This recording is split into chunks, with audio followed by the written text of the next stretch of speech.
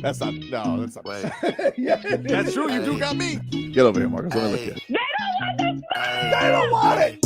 Tobin and Leroy, ready to deploy. Had to hit it with a little journalism, but that was a decoy. Better have about me, boy. Okay, Leroy and Tobin, hold to the show, man. Steals on the stars with the show, and till then his half moon open. Sometimes go taste like a snowman. No proof, I'm a lie about a motor. No proof, like I always wanted him. I never hated him. I never traded him. And if I did, I never ever traded him. You know what is a star? Like another city, the driver's side floor. Gucci get large, so many more. 10 in the more, never a bar. 8, 10 in the more, 2 to the peak. Nothing to you, but it's something to me. Handsome as ever, and cute as can be. You can watch us on YouTube and view it for free. Ay. This one time for the Twitch. This one time for the text. This one time for the phone line. Whole time wonder what they gonna do next. You know, I just wish you guys would stop the quibbling. Look at that music, Vlad. I got this. I'm not feeling so good, you know. Kind of woke up this morning. Bark off, you know.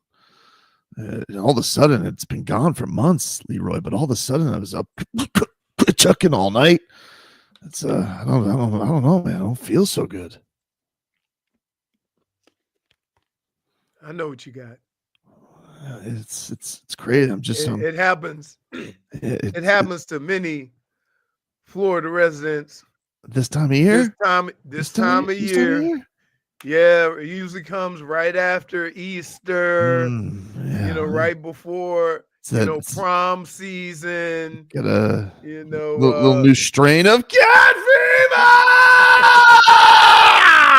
That's how you start the playoffs, ladies and gentlemen. That is how you start the playoffs. Hey, somewhere Denny Green's looking down and saying, they are who we thought they were. Goodness gracious. I mean, just in waves last night. You see how they got their feet wet in the first period? Wow. Man, did I miss Matthew Tkachuk. That guy's good. You know what I realized? That it seemed like the game plan was to never shoot the puck at the goal, to always like tip it in or something. Like it was a weird thing, wasn't it? Like pucks at nets, dude. Put a lot of traffic in front of Vasilevsky, but I mean, Benny right off the bat, just with the deflection, and then I mean, of course they're gonna baby Kucherov, sweet baby Kucherov. Tkachuk was too rough with him. Ooh. Hey Vlad, I consider myself a very athletic man, played a bunch of sports, right? I am amazed at how they deflect shots. Oh, it's different at 90 to 100 miles per hour. It's crazy, right? Like super how do and it's perfect every time. Now, I will say this. Our guy Marchand, he had a little Calais wear in him yesterday. A little bit.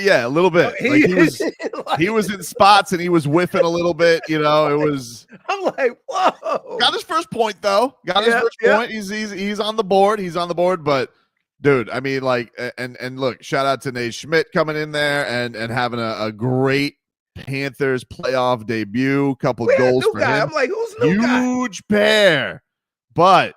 Tkachuk's the story of the game yesterday. I mean, like, there's no doubt about it. Just coming in there because you just berate them and just like you could see him just eat it up. Like he's so happy to be back. He's like, this has been a long 2 months. And guess what, Lightning? Hey, it ain't so fun when the Panthers got the cap shenanigans gun, is it?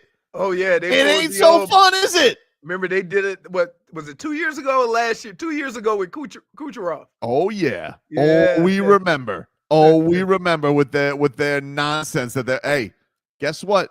You know what they say, Tampa Bay? The sincerest form of flattery is imitation. So congratulations. You just put the blueprint there for us. We loaded up. We got into the playoffs with more. And by the way, Ekblad's coming back in game 3. And by the way, Ekblad's coming back too. They are, I mean, put on your damn scuba tank, Leroy, because this team is deep. Yeah, they are. Woo! What a time, man. Let's get to headlines here, brought to you by Doral Hyundai. At Doral Hyundai, choose from over 1,300 new Hyundai miles in inventory of the Tucson, Sonata, and Palisade. And remember, when it comes to Hyundai, the great deals are at Doral Hyundai. The Cats win yesterday, 6-2, taking game one of their first-round series against the dastardly Tampa Bay Lightning. Tkachuk with 3 points in his return, 2 goals, and an assist.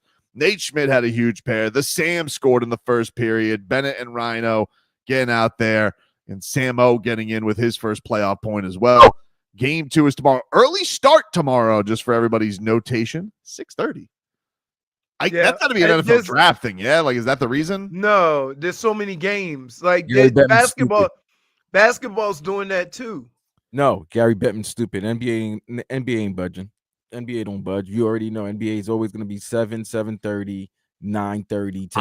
I assumed Vlad it was NFL, like they were voting. No, it wasn't NFL. Draft.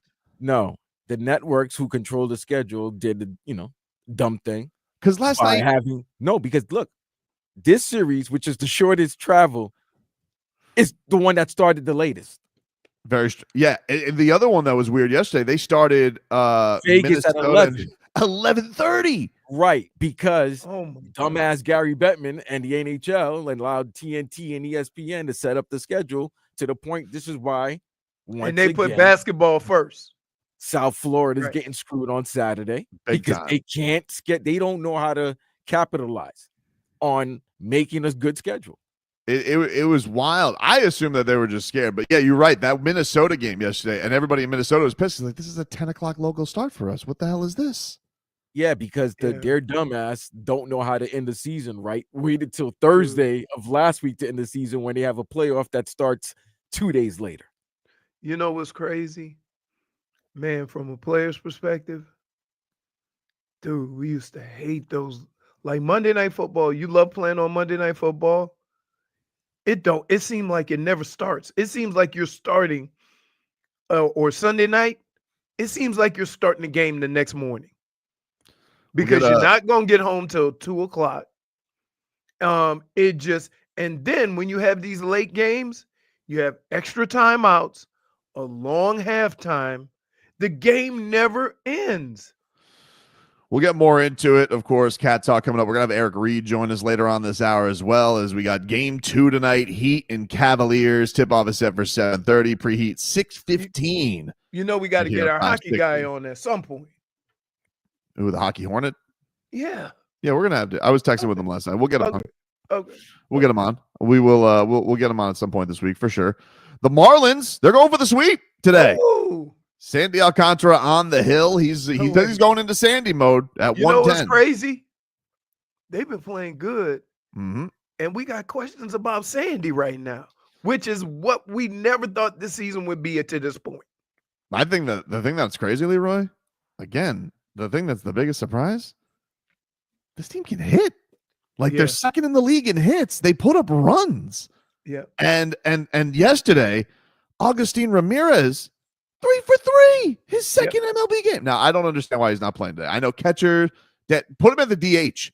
You ride the hot hand. This guy is killing it right now. Like, don't give you him some ABs, dude. No, I have not, for the life of me, figured out when a guy is hitting and he's seeing the ball well and he's making good contact. Does it matter whether it's a lefty or a righty? Well, can we stop with that? I think this is just a catcher thing because they don't want day game after night. But what, you got DH? This is not 2004. Stop overcoaching. You put him in there. Now they got Mervis at DH today, but I don't know. I just want to see. Hey, now if I had my choice, Andy for you guys. If I had my choice, I'd go with Eminem. I'm just saying. This was he's putting up. I think they said he's the first Marlin to ever start his career with 5 hits in 2 games. Wow, pretty crazy. So they get going today. We'll get into a lot more stuff. We'll look over the playoff picture and all that. But we got to take a break. We're gonna flip Cat Talk in 15 minutes, a Heat or a Road to Repeat. So we'll get to the Road to Repeat. We'll hear a little bit from Matthew Tkachuk after last night's win. Eric Reid going to join us at the bottom of this hour. Take a break. Back after this.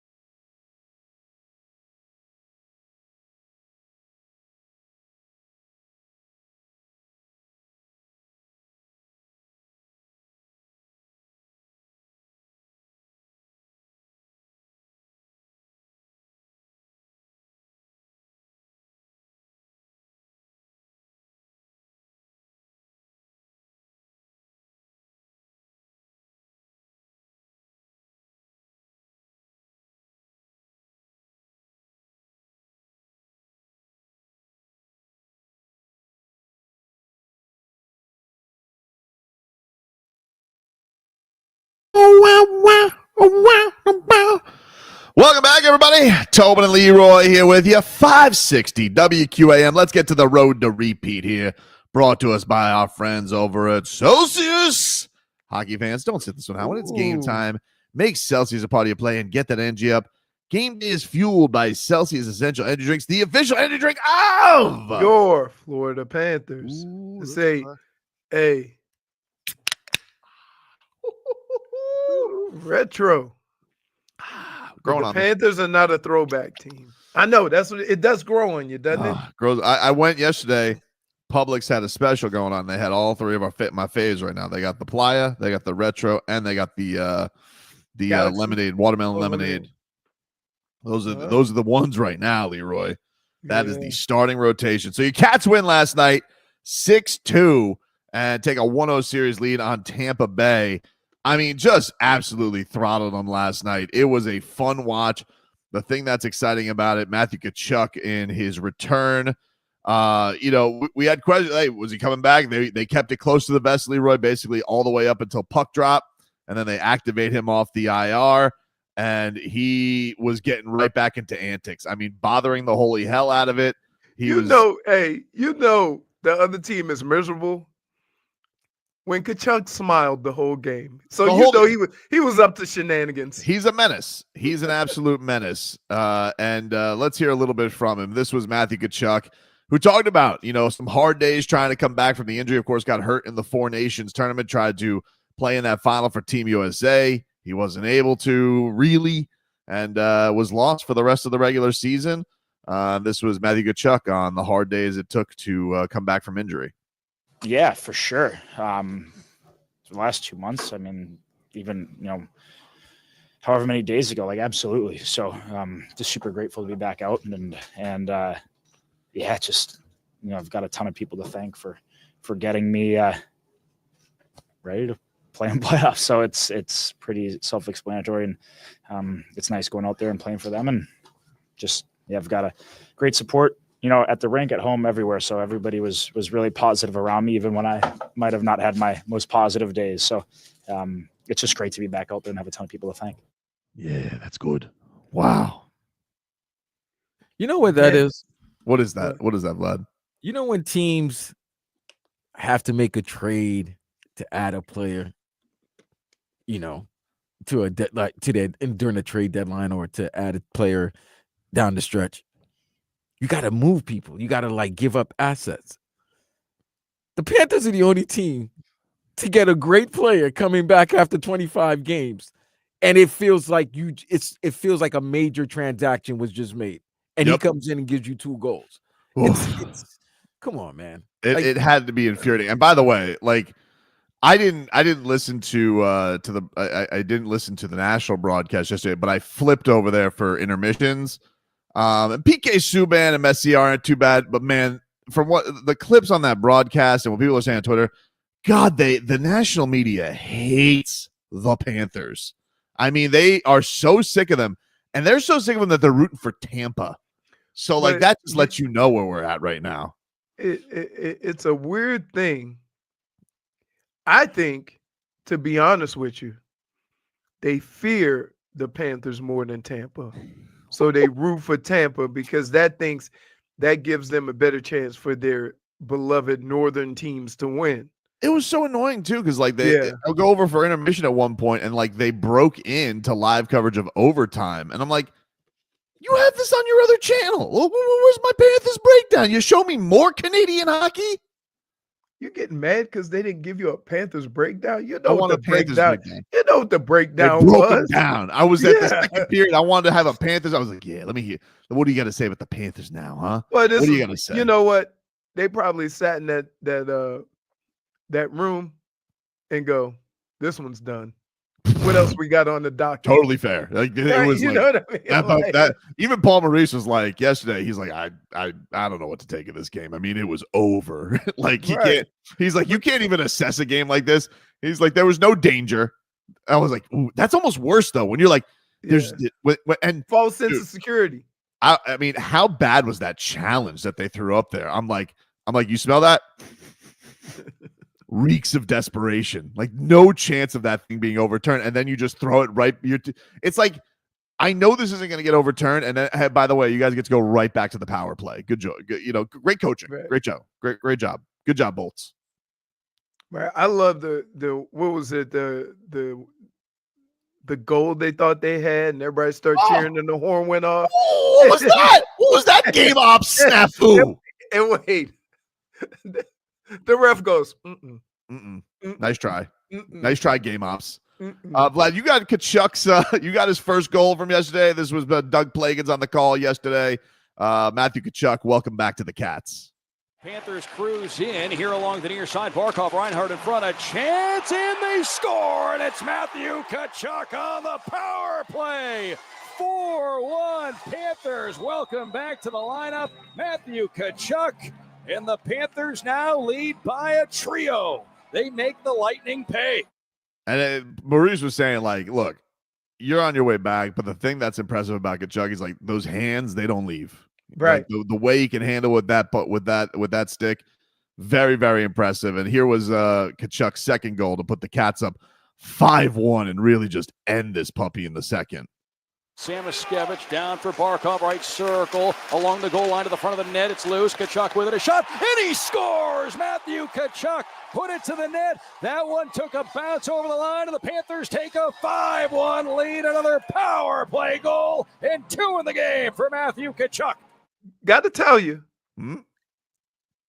for a second there, it almost sounded like they were home. Oh, hey, it was funny because I was watching with Tommy last night, right? And we're watching the anthem, and he's like, "Are they going to say red?" I said, "No, they're in Tampa. They're not going to say that." And I'll be damned. I heard that anthem going on, and I heard a big red. I was like, "Whoa, dude!" There were a lot of Panther fans out there in Tampa because well, you can hear it during the course of the game. I struggled. I'm like, wait a minute. What are they playing? That was something, man. So shout out to the Cats. 6-2 win last night. We'll take a break. Miami Heat, task at hand. They got to even up this series at 1-1 tonight against the Cleveland Cavaliers. The voice of your Miami Heat, Eric Reid. He's going to join us next.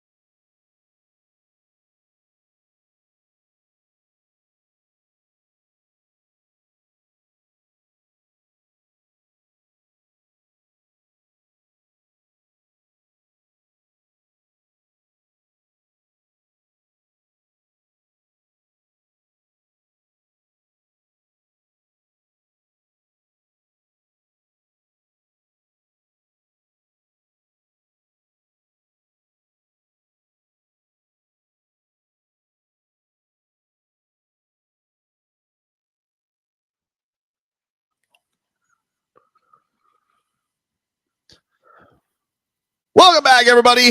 Tobin and Leroy here with you. 560 WQAM. Let's get to 15 minutes of heat here. Brought to us by our friends over at Hollywood Kia. At Hollywood Kia, the #1 Kia dealer in all of Florida. Get the star treatment. We want to see you in a Hollywood Kia. Visit them online at hollywoodkia.com. Expect to be joined here in a couple minutes by Eric Reid. Of course, you can watch Eric Reid tonight on FanDuel Sports Sun. 7 o'clock is when their coverage begins. Yes, Vlad. Definitely watch this because these are the last games that you will be able to hear Eric Reid announce playoff games started, because this is the last season that the first round will be allowed to be broadcast by the local networks. Is that they're getting rid of that, Vlad, with the new TV deal? Next year with that new effing deal, there's no more first round for the local teams. Everything will all be nationally broadcast. They want everything. They want everything. They want all eyes on us. Dude, you know how that hurts as a Knicks fan? I'm gonna be able to hear Clyde. That hurts, but you get Breen basically on every call. But not. I mean, but it's still. He's got to keep it down. He's got to keep it down the line.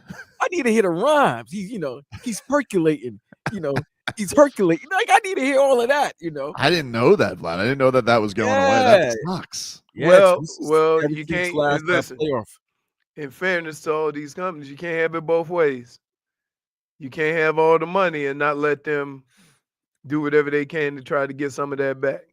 By the way, before Eric hops on here, some news from Anthony Chang of the Miami Herald. The Heat's Bam Adebayo has been selected as one of 5 finalists for the 2024-25 NBA Social Justice Champion Award. The recipient of the annual award receives the Kareem Abdul-Jabbar Trophy, which recognizes current and NBA player for pursuing social justice and advancing Abdul-Jabbar's life mission to engage, empower, and drive equality for individuals and groups who have been historically disadvantaged. So congrats to Bam. That man was the OG. I remember when one of the things that I would talk about with Jim Brown was about what it was like, early on in his career. And, he was a part of that group of men that stood in front and had the press conference with about the social issues. And he would always say nothing but positive things about, what was going on and the stand that all these guys took. And you pretty much know them by name now, when you think of Muhammad Ali and Jim Brown and you think of Kareem and you think of what they did in a time where what they were doing wasn't popular. Now, people look forward to athletes kind of making these statements on social issues. Before, they just wanted them to shut up and play basketball or whatever they did. So, it would be a cool thing to be associated with something like that, especially for people who are old enough to understand that collection of athletes that were at the forefront of all this. Yeah, and then I think one of the things that's cool about Bam, he's done such a great job since coming to Miami. I think Udonis has had a big influence, and Zoe's had a big influence on this with him. Is he's out in the community doing a lot of that stuff. Does a lot of Think stuff about this for single mothers. Obviously, is a thing that's close to his heart. So just a good dude. Right. So I'm happy for Bam to get nominated for something like this. Think about this. We gave side eye, but he was already mentioned in these words when we interviewed Zoe. Mm-hmm. And he was talking about Bam at a very early age, saying Bam was going to be the next face of this organization. Yeah, he said And that after his rookie year. Right. So this, I think, for people around the Heat organization is not a surprise. Maybe to hear those words from Zoe at such an early age, speaking about Bam, that maybe caught us off guard a little bit. Well, one man who I'm sure is also not surprised is the great Eric Reid joining us here on the program. We got game 2 tonight. Cleveland and Miami. Miami looking to even up this thing at 1-1. Eric joining us here on the show. Thanks for the time, Eric. Really appreciate you stopping by. Hey, my pleasure. Sorry I'm a few minutes late. I was waiting for you guys to call me. I forgot I had to jump on this link here. You're never late. You're never late. Don't worry about it. Hey, guys, great to be with you. Listen, tonight I just want to start with this. The game is being televised by NBA TV, and that's blacked out in our market. So if you don't have FanDuel Sports Network, find a way to get it so you can watch Game 2. It's the only place to see it in South Florida tonight.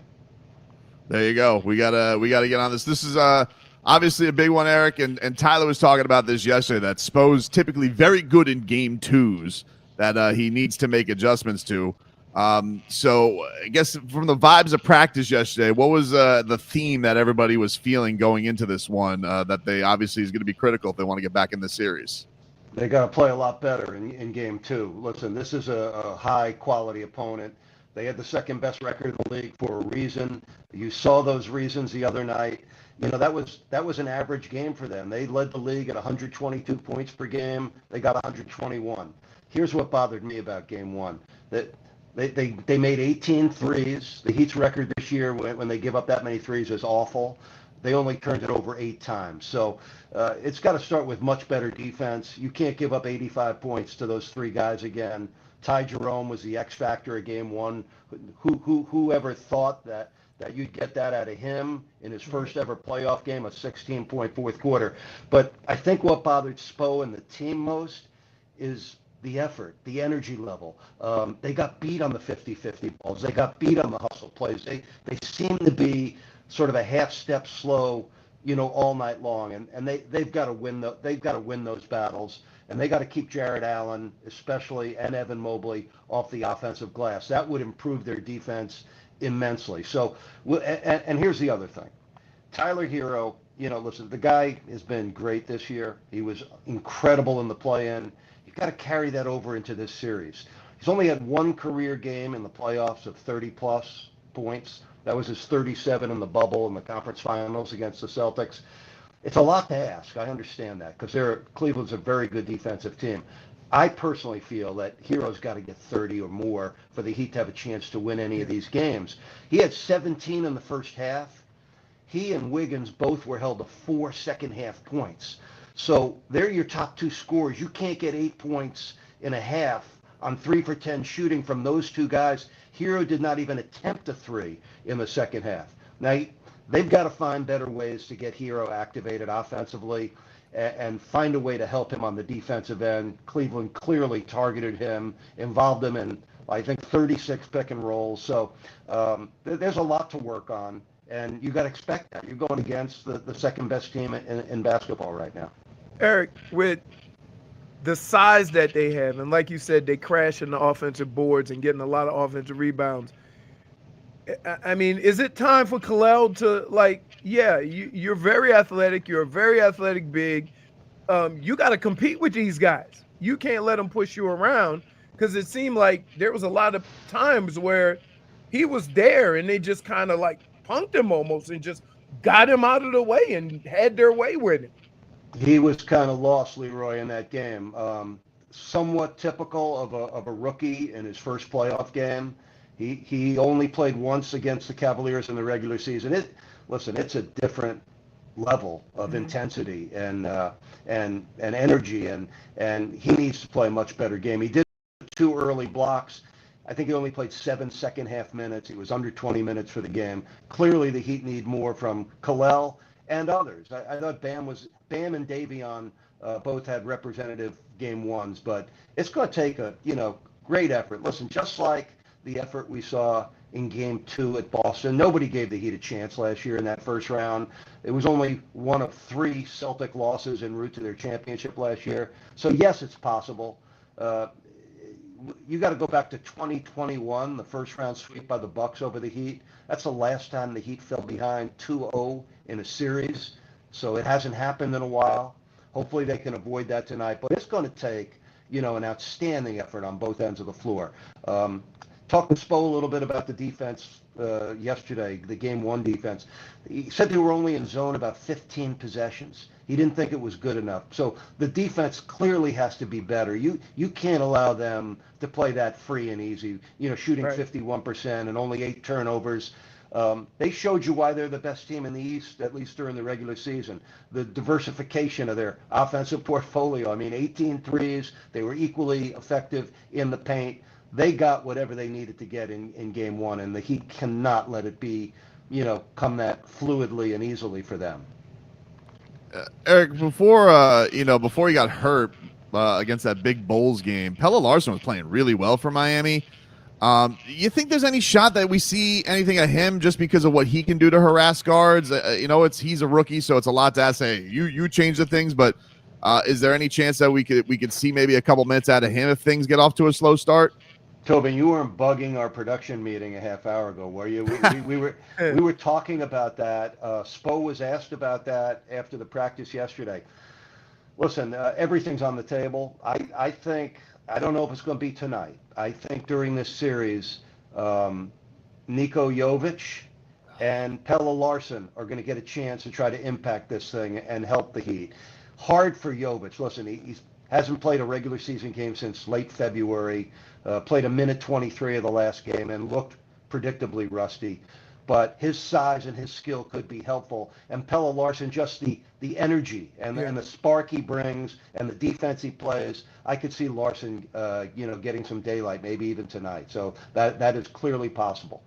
And for them, listen, if Ty Jerome had 28 points off the bench, they only had one other guy score off their bench, Sam Merrill, who, Merrill had 6 points in the game. DeAndre Hunter didn't score. So, listen, one thing we've learned over these 26 playoff journeys for the Heat is one game has nothing to do with the next. So we'll see what storylines emerge from game two. But the Heat have a lot of work to do on both ends of the court. But they're an undaunted underdog. They're eager to take another shot tonight at getting a road win in this series. Eric, you mentioned Andrew Wiggins a little bit, but I'm curious, what's been your assessment of him? Because, he had missed so many games. There are quarters I watch this guy, and I'm like, he looks like the greatest basketball player in the league. And then, it seems like he floats out, and then it's like you don't hear from him again. So just what do you think of his Heat tenure so far, and what do you think they need more from him? Just aside from the score, is there an intensity that they need from him, or any ways that they could just keep him involved throughout the game?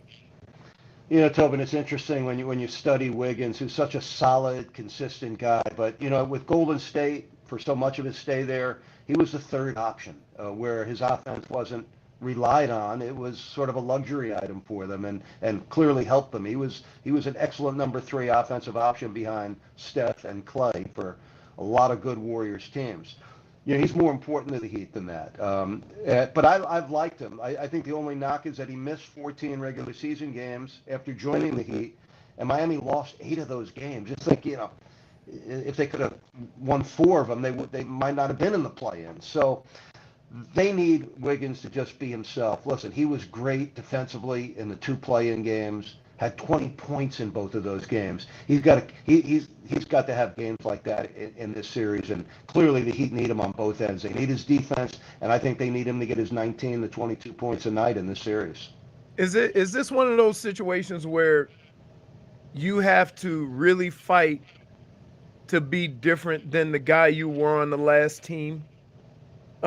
Because again, sometimes, like you said, he plays as if he is that third option, and that I'll just get it when I get it, instead of being that scorer that he can be, and realize that, hey, next to Tyler, you're it. You're the next guy. We need you to be that dude all the time, not just picking and choosing. It seems like he's kind of playing that type of basketball he played when he was with the Warriors, and that he picked his spots. They'd give him his opportunities, set plays for him or whatever. He needs to be more than that right now. He was in the 2 play-in games, Leroy. Right. Listen, don't judge him off the last game. That was not an acceptable game for him. He only got 11 shots in 38 minutes. clearly he and Herro need to be more involved and more productive offensively, or you can't score 100. Listen, you score under 110, you're not beating Cleveland. As a matter of fact, you're not. The Heat average, a little under 111 a game. That was 24th of 30 teams in the league. What used to be great is now, near the bottom. So to beat Cleveland, you're going to have to score between 115 and 120 points. You do the math. You can't get 8 points in a second half from Tyler and from Wiggins. I mean, but here's where you got to give.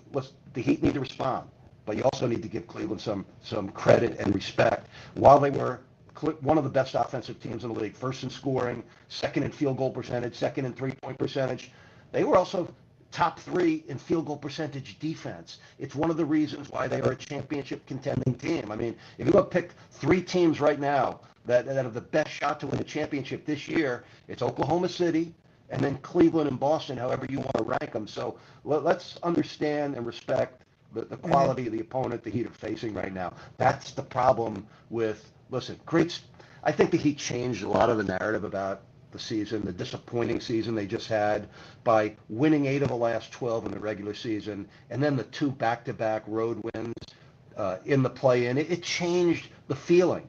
Now you're in the playoffs, all that doesn't count anymore, and you've got to try to win some games in this series. But let's see how it plays out tonight. But got to have great offensive games from Tyler and Wiggins. And Bam, listen, Bam is put together a nice little streak. He's got 11 straight games in playoff competition of over 20 points. You guys started the segment. I came in, you were talking about Bam. As the years roll on, the numbers and his spot in Heat history gets stronger and better. He's now the number 4 scorer, the number 4 rebounder in Heat playoff history. And this surprised me a little bit. His 31 playoff double-doubles tied with LeBron James for the Heat franchise lead in 11 fewer playoff games. So those 3 guys have to lead, and they're going to need help. It's going to take a great cumulative, competitive team effort for Miami, not only to win the night, but to win it at all in this series. Eric Reid, catch him tonight with John Crotty on FanDuel Sports Sun. 7:30 is your tip. They got your coverage starting at 7. Thanks for the time, Eric. Really appreciate it. Thanks, Eric. Guys, thanks. Hey, we'll enjoy tonight, and then Leroy and Tobin, NFL draft tomorrow night. I know you and Vlad got your attention on that Jets pick for sure. You guys are excited about it. No, after the 7th, I'm sure if I'm excited about it, but after the 7th pick, I'll switch back to my friendly neighborhood playoff games. There you go, Eric Reid. Catch him and John Cry tonight. We appreciate it, Eric. Thank you so much. As yes, we got a packed week ahead. I mean, between the NFL draft and the Panthers yesterday. I wanted to ask him about, how because he was around when, Muhammad Ali and Jim Brown, when those guys were, taking these social stands. And I always wonder how other people, viewed that, but I we got into the Heat. I wanted to ask him that because, it is, look, for people who understand what Bam is, a finalist for, it is a big deal. Yeah. It really is. If you truly understand what Kareem Abdul-Jabbar did early on in his career. It's an awesome thing. And yeah, what Leroy's referring to, if you just hopped in, Bam's one of the 5 finalists in the NBA for the Social Justice Champion Award, which is named after Kareem Abdul-Jabbar. So very awesome there. Appreciate Eric Reid stopping by. Yeah, we'll take a break. I want that pullover. That's a good pullover. That's good. Hey, that pullover is nice. We'll take a break. Hour 2. We'll get into the latest draft buzz that's around your Miami Dolphins right now, including a pretty surprising one. Somebody saying there could be a big drop that would really help the Miami Dolphins on their defensive line. I'll tell you about that coming up next.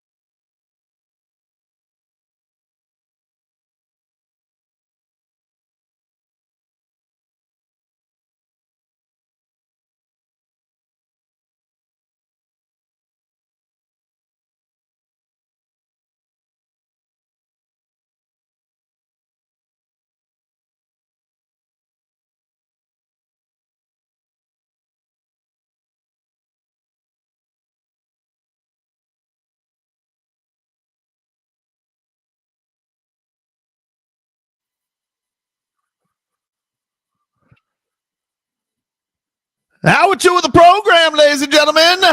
Tobin and Leroy here with you, 560 WQAM, as we take you guys up until 2 here on the program. Thanks again to Eric Reid for stopping by the show. Let's get to our headlines here. Brought to you by Doral Hyundai. Doral Hyundai, choose from over 1,300 new Hyundai miles in inventory of the Tucson, Sonata, and Palisade. And remember, when it comes to Hyundai, the great deals are at Doral Hyundai. NFL draft is tomorrow. Miami Dolphins slated to pick at 13. See if there's some trade action. We'll see what's what when it comes to the Shedeur Sanders situation. Seems like that's like a big wild card in all this because I don't know what to make of anything. Like, he's worked out with the Giants, but it seems like they're rats off a ship on him. Maybe he'll go to the Saints. Maybe he'll go to the Steelers. But now I'm seeing reports, Leroy, that even like the Louisville quarterback show will end up going in the mid-first round. So that would assume to me that there's going to, unless the Colts want him, that would assume that that there's going to be some kind of movement in the middle there. So I don't know where Chris Greer is going to end up being. Here's the issue with the draft in general. Everybody who needs a quarterback goes into every draft, and we grade these quarterbacks 1, 2, 3, 4, 5, right? We don't grade. Quarterback is the only position you don't grade out, as far as overall. So say if Cam Ward's graded out as number 1 prospect, then yeah, first team needs a quarterback, going to take him, right? But they take all of the other quarterbacks and move them up regardless of what their grade is, because they say, oh, they need a quarterback and this is the second guy or this is the third guy. What I'm getting a sense of in this draft is that, one, the draft is really deep at a lot of positions. And if you take a quarterback that didn't grade out as a top 10 pick or a top 15 pick, and you draft the guy kind of, say, 10 or 15 spots higher than where he actually graded out as far as prospects, with all the talent in the draft, are you doing yourself a disservice? And so a lot of people are looking at all the other excellent players that are available and thinking, can we make our team better by taking one of these prospects that are graded 10 to 13 to 15 and then taking a different quarterback or a quarterback that may grade out into the first round, beginning of the second round, and make our team better that way? I find it interesting too. Like, it used to be like such a thing when you were an old quarterback, like nobody would want to touch you. Like, remember Whedon? Everybody was like, "Oh, Whedon, old, 25, get out of here." Now it's like, it's not that big a deal. Like, nobody, like Bo Nix, Penix, and now Show's like 25, going to be 26. Who? Louisville's he's Louisville's quarterback, right? And now like there's people say, "Oh, he might go top 15." Like, what? All right, that's like, I mean, listen. I thought this was going to be a Cam Ward. The people were like a day ago, it was like, oh no, it's only going to be Cam Ward. Now it may be 4 guys. But man, I'll tell you what, the Shedeur Sanders slander that comes out, it's been rough.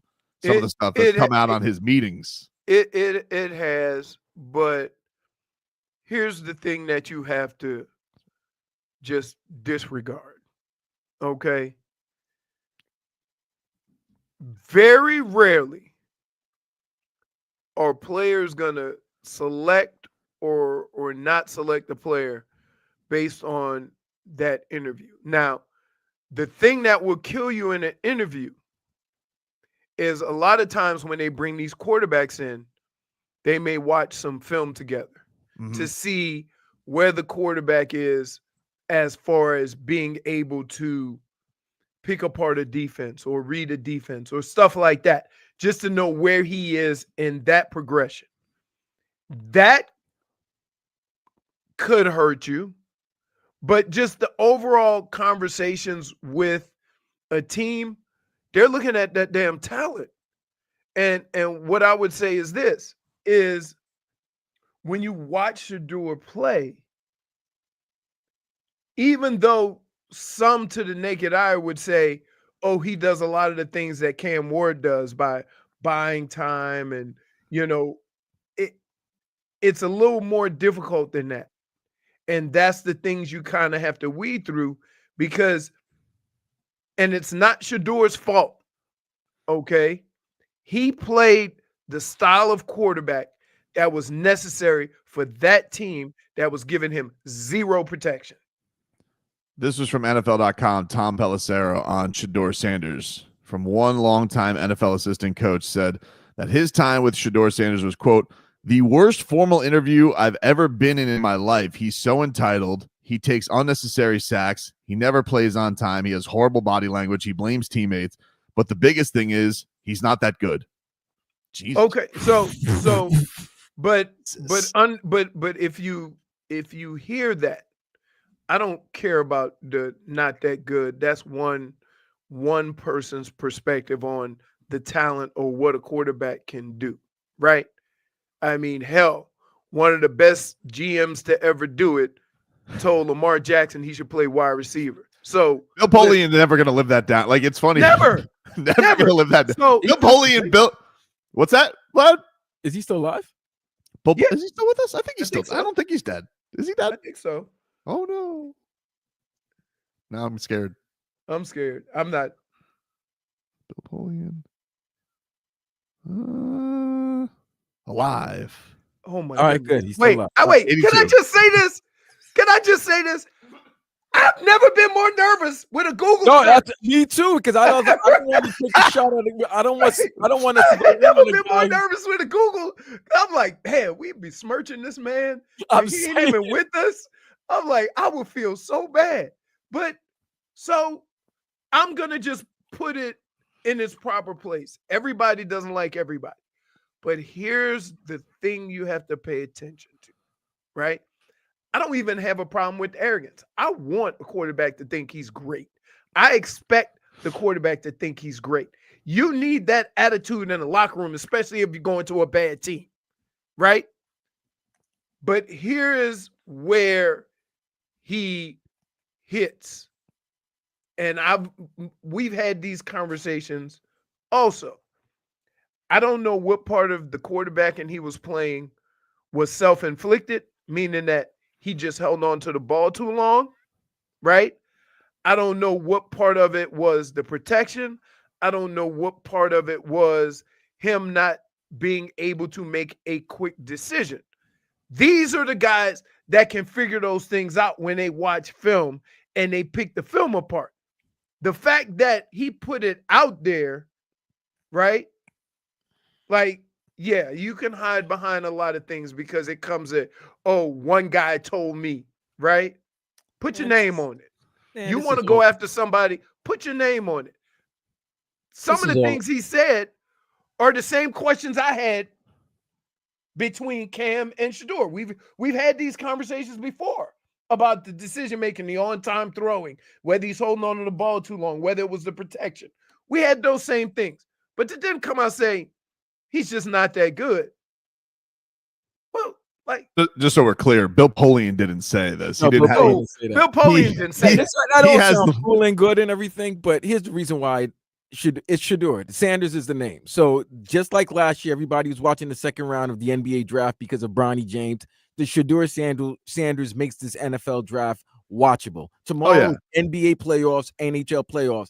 NFL needs something. It's going to be watched. But if there's not a storyline, nobody's really going to be interested on it. Right. You're right. But Especially therefore, Shedeur's name and the constant. I mean, Leroy, you've been in the NFL. You were drafted. People are gonna say things. They might tell a Tom Pelissero or Jeremiah to say something negative about a player so that they're able to draft that player because that's the player they want. And it's all mind games. So the fact of the matter is, the name Sanders, if he's not picked in the top 3, if you drag it along, everybody's going to watch that first round.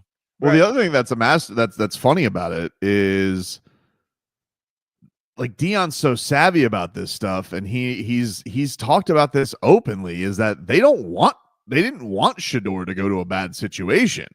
So is it possible that they tanked certain interviews too? Like there's really stunk up an interview because he doesn't want to go to Jacksonville. I'll just throw a team out. I know they're going to have Trevor Lawrence, but I'm just saying, like, they don't want to go to a certain franchise. And he has Mike Tomlin lined up, and Tom's like, listen, I don't want to deal with this hippie Aaron Rodgers. I want you. Yeah, And in fairness to a lot of players or a lot of quarterbacks who get drafted high, you're always going to have that issue. That's why, like, the amazing thing about the NFL draft is this. Why does it always seem like the guys who are disappointed in where they get drafted end up getting drafted in better situations? Because they end up dropping and going to better teams. Mm-hmm. They have better infrastructure, better training, better. All these things are in place for him to get the maximum out of his career. Whereas if you get drafted 1, 2, or 3, if the situation isn't good, then you end up in a situation where the infrastructure around you isn't there for you to have success. And we've seen it. We've seen quarterbacks who, like, we're saying this about Trevor Lawrence, right? And for some reason, Trevor Lawrence has gotten a pass, and we made it about Jacksonville. That doesn't normally happen. It really doesn't. I told you the dude was a fraud. No, stop. You were leading the charge. No, I wasn't. I was anti Trevor Lawrence the whole way, and you put me on blind petty rage, and that's why you went with that. That's why you wouldn't listen to me. I told you the guy was wildly overrated and carried by Travis Etienne his whole career. Now apparently it's going to be Ashton Genty. We'll tell you why. So anyway, there's a mock draft that comes out that should be a note to Dolphin fans. You know, there's a gazillion mock drafts, but I don't want to hurt guy. Well, I'll tell you what. It appears there could be another Michigan Wolverine that may end up with the Miami Dolphins. We'll tell you about that coming up next.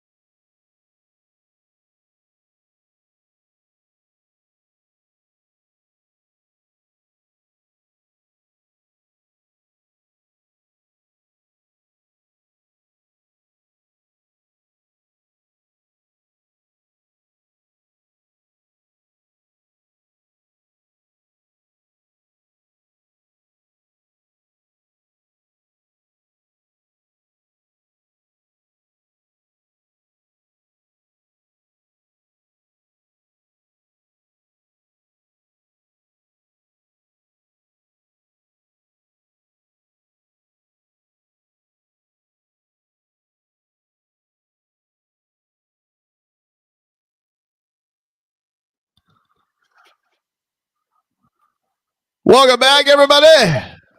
Tobin and Leroy here with you. Hey, WQAM's Whiskey, Stars, and Cigars, presented by Edmore Sawgrass Automall, is back Friday, May 9th at Tabacón at Plantation Walk.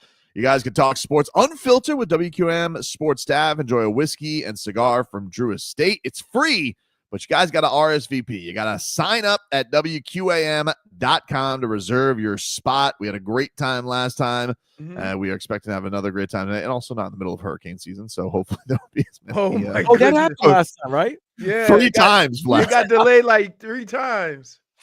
So this one's going down May 9th. If you guys want to come check us out, do so. Sign up now at WQAM.com. It's presented by Edmore Sawgrass Automall, your 2024 dealer of the year.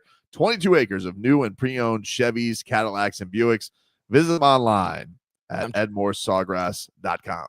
I'm charging $25 a picture and $50 an autograph. Hey, listen, sounds like a good deal to me, Vlad. You're giving a break there. We're doing there's a lot of hobnobbing going on where you gotta talk to people, and it's like, all right, look, if I gotta sit here and you know what, I gotta be compensated for this. It's gotta be worth my while because people just start talking. Hey, do you understand where you work? Yeah, and I just took you. Let me ask you this, Leroy. Okay. What day is this? May what? 9th? Friday. May 9th. It's a Friday, it's right? Friday. You just do a show. 10 to 2. All right. You've talked all about the playoffs, NHL, and NBA. It's later on in the day. You just spent 4 hours talking about it. Do you really want to spend another 2 hours talking about it with people that you've already shared your thoughts? It's a little different in that a lot of it is we know a lot of the people, and like some of the people that I've never met. Also, he like loves hobnobbing. they do advertising. Well, he loves hobnobbing. Clearly, we see he it all loves the time when he hobnobbing. goes to when there's a break. Hey, wait. So I chatted up a little bit. You know what's funny? I don't never usually talk about sports when I'm outside. But what do you think these fans are going to talk to you about? They're not going to talk to you about your life. They're not going to, if they ask you, No, we talk about everything else. We don't like very rarely. We might talk a little bit about somebody that say, "Hey, how'd you think, so and so did in the draft?" Like that. And I'm like, well, it's going to happen. Just before warned, we should let all our listeners know it's not Lent. So if you're going up to Leroy, careful. He's not fat shaming. No. I turned over and what are we doing? Hey, what are we doing? You turned over that new leaf and it got blown away. Can I just say something? Though? Look, this is how Leroy operates. I'll get there. I'm hobnobbing. I'm smiling, shaking hands, saying hi to all the people I know, mostly salespeople, right? Oh, and then you're going to judge the food. No. Yeah, you are. Then no. I have a little something. Then I have a couple of drinks in me. Once them drinks get to flowing, I can't promise you nothing. All bets are I off. really can't. My comments become, let's see, more aware. I become more aware of surroundings. So you go from Leroy Horde to Leroy Horde. Hey, yeah, especially, and look, because I don't smoke cigars, right? So I'm just having drinks. That's right. And I got to tell you, the truth comes out. I left there with no drink tickets. That was a great time. If you do have a chance, ladies and gentlemen, do look, you're gonna have a good time, and the thing is that you go there and you don't have to worry about approaching any of us. You're gonna have a good time. It's fun, and we may or may not get into some post-liquor shenanigans. Perhaps. Oh, there's a lot of show poniness going on. I just throw that out there. So if you guys want to go, again, register now, WQAM.com for Whiskey, Stars, and Cigars at Tabacón at Plantation Walk. That is May 9th, Friday, May 9th. All right, so. Wait, JFig said, worry about approaching me. Well, yes. Definitely worried about birds. Proceed with caution. Don't go with birds. All right, so Peter Schrager has put out his mock draft, his lone mock draft. Wait a minute. First of all, Yep. I'm tired of you pulling out random information off No, the that's internet. Peter Schrager is no random. What is wrong with you? Okay. I stand corrected. I stand corrected. No, you sit corrected right now. Okay, I said Peter corrected. Schrager, formerly of the NFL Network. I think Yep. if you work for the NFL Network, that is a reputable place. Okay, Vlad. He no longer works for the NFL Network. I am corrected. He now works for ESPN now. Because just what ESPN needs is another NFL insider. They got them all. Like they're like the Panthers. They're like hoarding NFL insiders, like just waves. So Peter Schrager, but here's the thing, Leroy.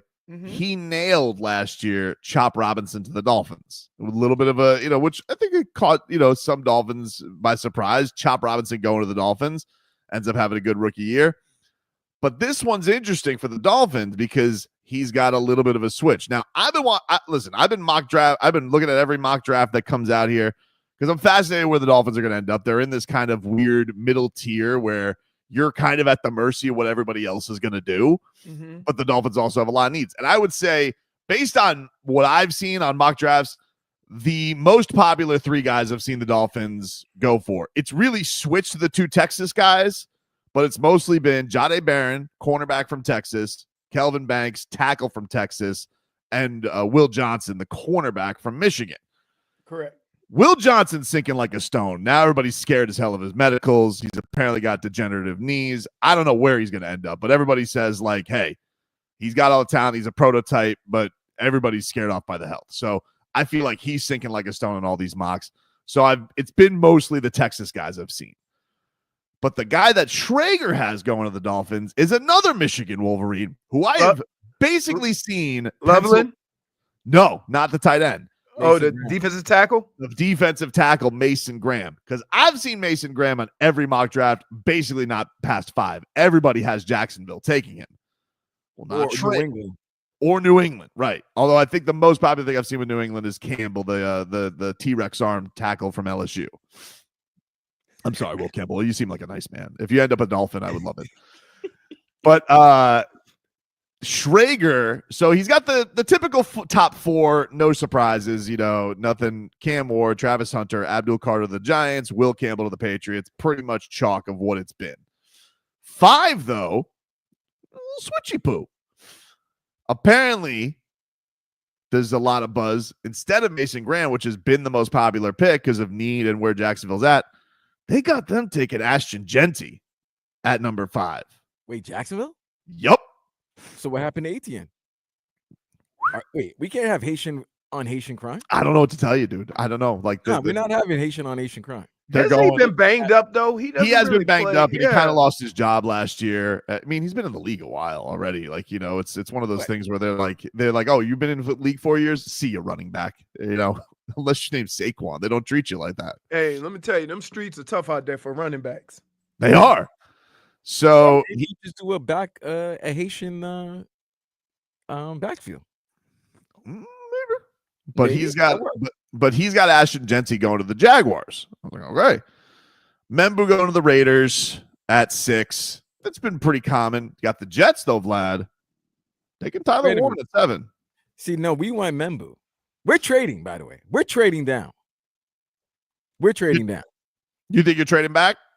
I think we're trading down. Yeah, because I think Genty's very interesting. This is going to be an interesting draft. Genty was always said to be going to the Raiders. Yes. Right? And then all of a sudden now it seems like they want to shore up their offensive line. So now Membu's going to be the best tackle available. The Jets can go tight end. They can go right tackle, or they can trade down and get more picks. You want to have as many picks in these top 100, especially when this is a deep draft. Right. It's not as much top heavy as normal drafts.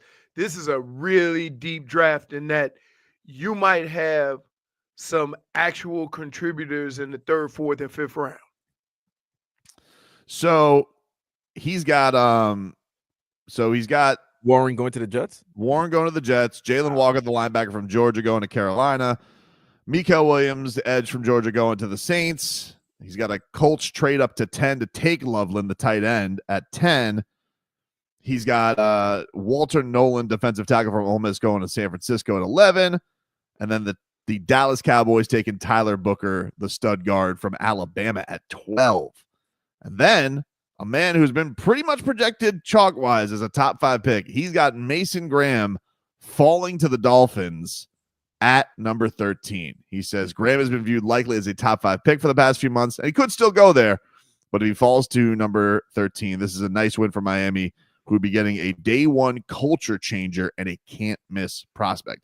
And I got to tell you, him and Zach Sealer, I still think it's a long shot because, you know, it doesn't feel like he's going to fall that far. But if that did happen, Leroy, whoo, him and Sealer next to each other, that'd be something. So my question is this. If you have a chance to get the guard or Mason. Ooh, so Booker or Mason? Right. I'm curious to what will you rather have? Like, you need both. But for this team, it's almost like the offensive guard is more important.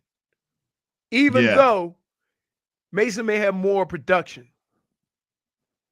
So how do you and here's the thing. If they end up with the D tackle from Michigan, that is actually a value pick. Yeah. Because you're getting a guy at 13 that was a top 5 pick all draft season. Question, guys. Mm-hmm. Yeah. Who's going to cover your receivers for you? Oh, that's a good Storm Duck. Oh, no. What do you mean, no? He's got the name Storm Duck. But you might my thing is that have you ever met a corner, a starting corner that all of a sudden came around that you didn't know was any good till his 3rd or 4th year? Yeesh, I don't know. See what I'm saying? You understand what I'm saying? That if there's a corner on your roster that is worthy of playing that position, you would have already been talking about him because he's been playing and playing well. And then you could do without certain guys. So I don't know if anybody on this roster can step up to play at that level because we would have kind of already heard about it. You don't just go from cold turkey to starting corner, especially when you need dime, nickel. That guy's probably been playing and you've seen some promising signs out of him before now. This is what I would say, though. Like, I agree with you, but here's what with the corner thing. Even if these guys aren't very good, first of all, they did half a season with Eli Apple at starting corner. Okay, if we can survive that, we can survive anything. You ain't even got to tell me. We survive. If we can survive that, we can survive anything. Second of all, like, it's not like these rookies. Well, they may not be Jalen Ramsey, which that kind of cooled off too. Like, I saw that McVay opened the door for reuniting, which, God, I hate that. That's like, it's not that. Look, get what you can for him, but the fact that you like end up going back to the Rams with a trade and be like, oh, it didn't work out for you, poor Dolphins. We'll take them. Right. Now, here's the other question. Here's the other one. Yeah. If Mason's playing D tackle, does that make Storm Duck better because you got a better pass rush? That's what. Well, yeah, and that's like. See? I just think that I feel like that to me, it's probably the bigger hole even than so. If it's him in offensive, like, I think if he's that good, and you can get him, I would go. I would go with him. It's you're getting what has been determined to be a top 5 pick for most of the offseason. But Schrager, I'm going to tell you, Schrager, you get my hopes up, and this doesn't happen, you're dead to me. Because if he goes in the top 5, I'm going to be really mad. Wait a minute. You're dead to me. Don't tease me. He got me all. Hey, he brought out the appetizer and got him all excited for the meal. And then just give me like, like rice cakes. What are you Yeah. Don't do that to me. Yeah. You say, Will John, yeah, Mason Graham coming to the Dolphins. That's great. Peter Schrager, don't do this to me. You're dead to me. He's just giving you something. Listen, by the way, because both teams are in a similar situation, except that you have a quarterback, we don't. But when you're a team that has a lot of holes, you're really going to fill up one of those holes. You're going to fill one of those needs. Right. It's just which one has the immediate impact. And Mason Graham has that. Immediate impact. And here's what I would say. You probably need the guard more, but Mason Graham will make more of an impact immediately. So, and keep in mind, if it's me, I'm looking at it like, I got a top 5 pick, a top 5 graded player, because all these other dummies drafted out of need, I got to take them. I have to, right?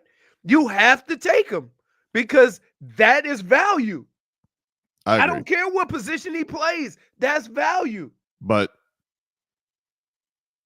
Dade sounds right. If this is a fluffer mock draft, I'm going to be pissed at Schrager. Got my hopes up for it. Well, wait. No. First of all, timeout, you fraud. What? Because, Vlad, when this all started and I was asking questions and trying to trying to question my man's bona fides, right? Y'all jumped down. No. I jumped you to. He was like, he got Storm Duck right, and now Storm Duck on the cloud or not? You can't do that. You can't do that. So now all of a sudden flipping and say you better be right. He got Chop Robinson right. Robinson right. I'm sorry. Nobody got Storm Duck right. I'm gonna give you Schrager. He's had the last 4 Super Bowls right. Schrager knows stuff. Schrager's okay. That's fine. But they you share can't. They share a lot of information, but people love to talk to him. So if he's telling you this, that there's a legit reason why he's telling you this. But Vlad, the conversation started with Tobin. All on board.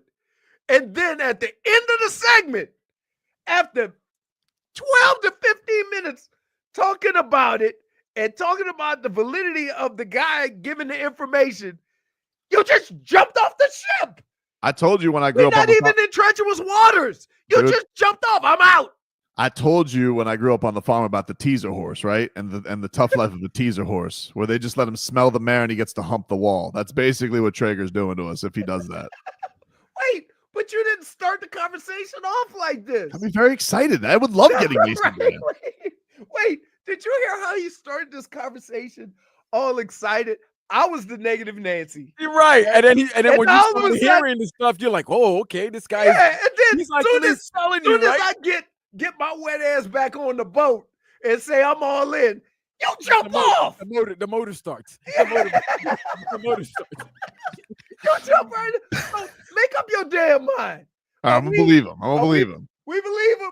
Just seems too good to be true. Wait, because, like, what the hell is wrong? All right, that explains all. When things always go left when you think it should be going right with the Dolphins, that you don't expect this fortune to happen to you. That's why you're okay. That makes sense. I tell you what, I understand that. As a Jet fan, I understand that. This Tyler Warren and this Loveland, oh my goodness, they're animals. They're good. They're good. They're good. And they're big. And somebody told me the difference between those two guys and the other two, Our guy down here, is they're bigger, a lot bigger.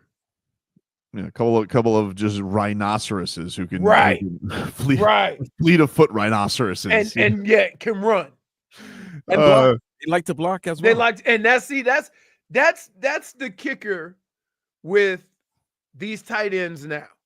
If I can put you on the end of the line of scrimmage and not have to show what I'm doing, so we can still run the ball, or we can throw the ball to you, or we can split you out, or there's so many things that we can do with you. That creates versatility in our offense.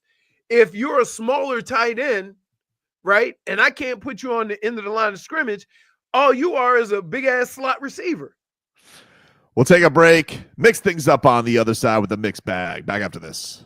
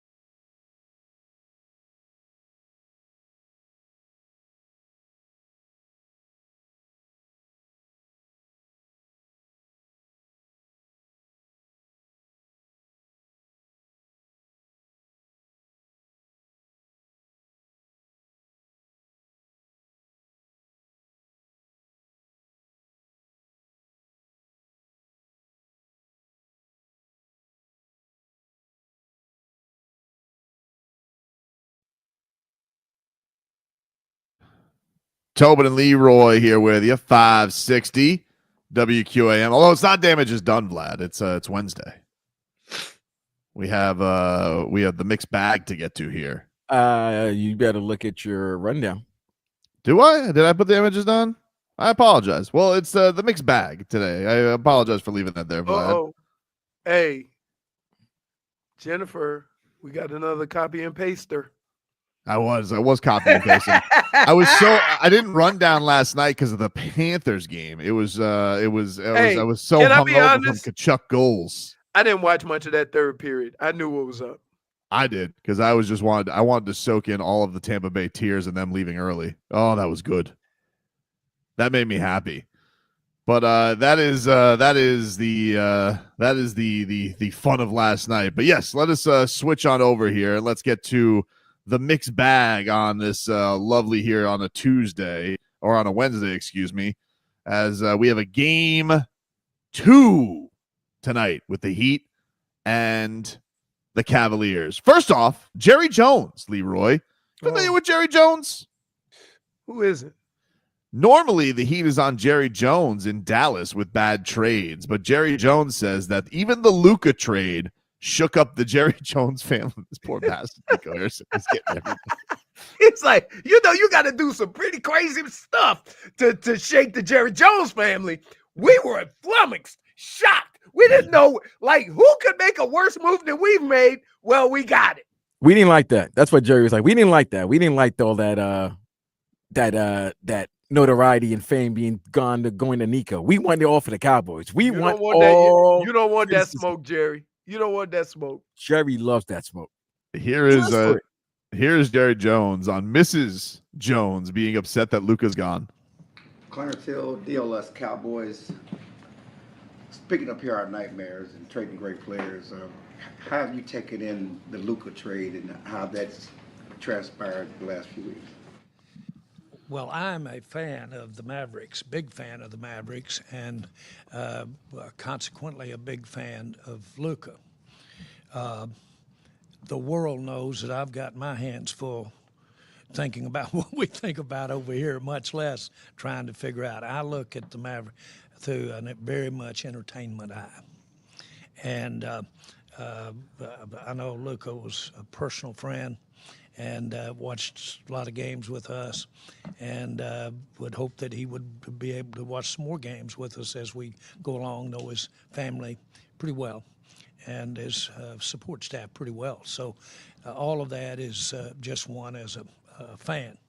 Now, Gene was All-State, scored 17 straight free throws in the state championship game, and Gene lives and dies with that basketball.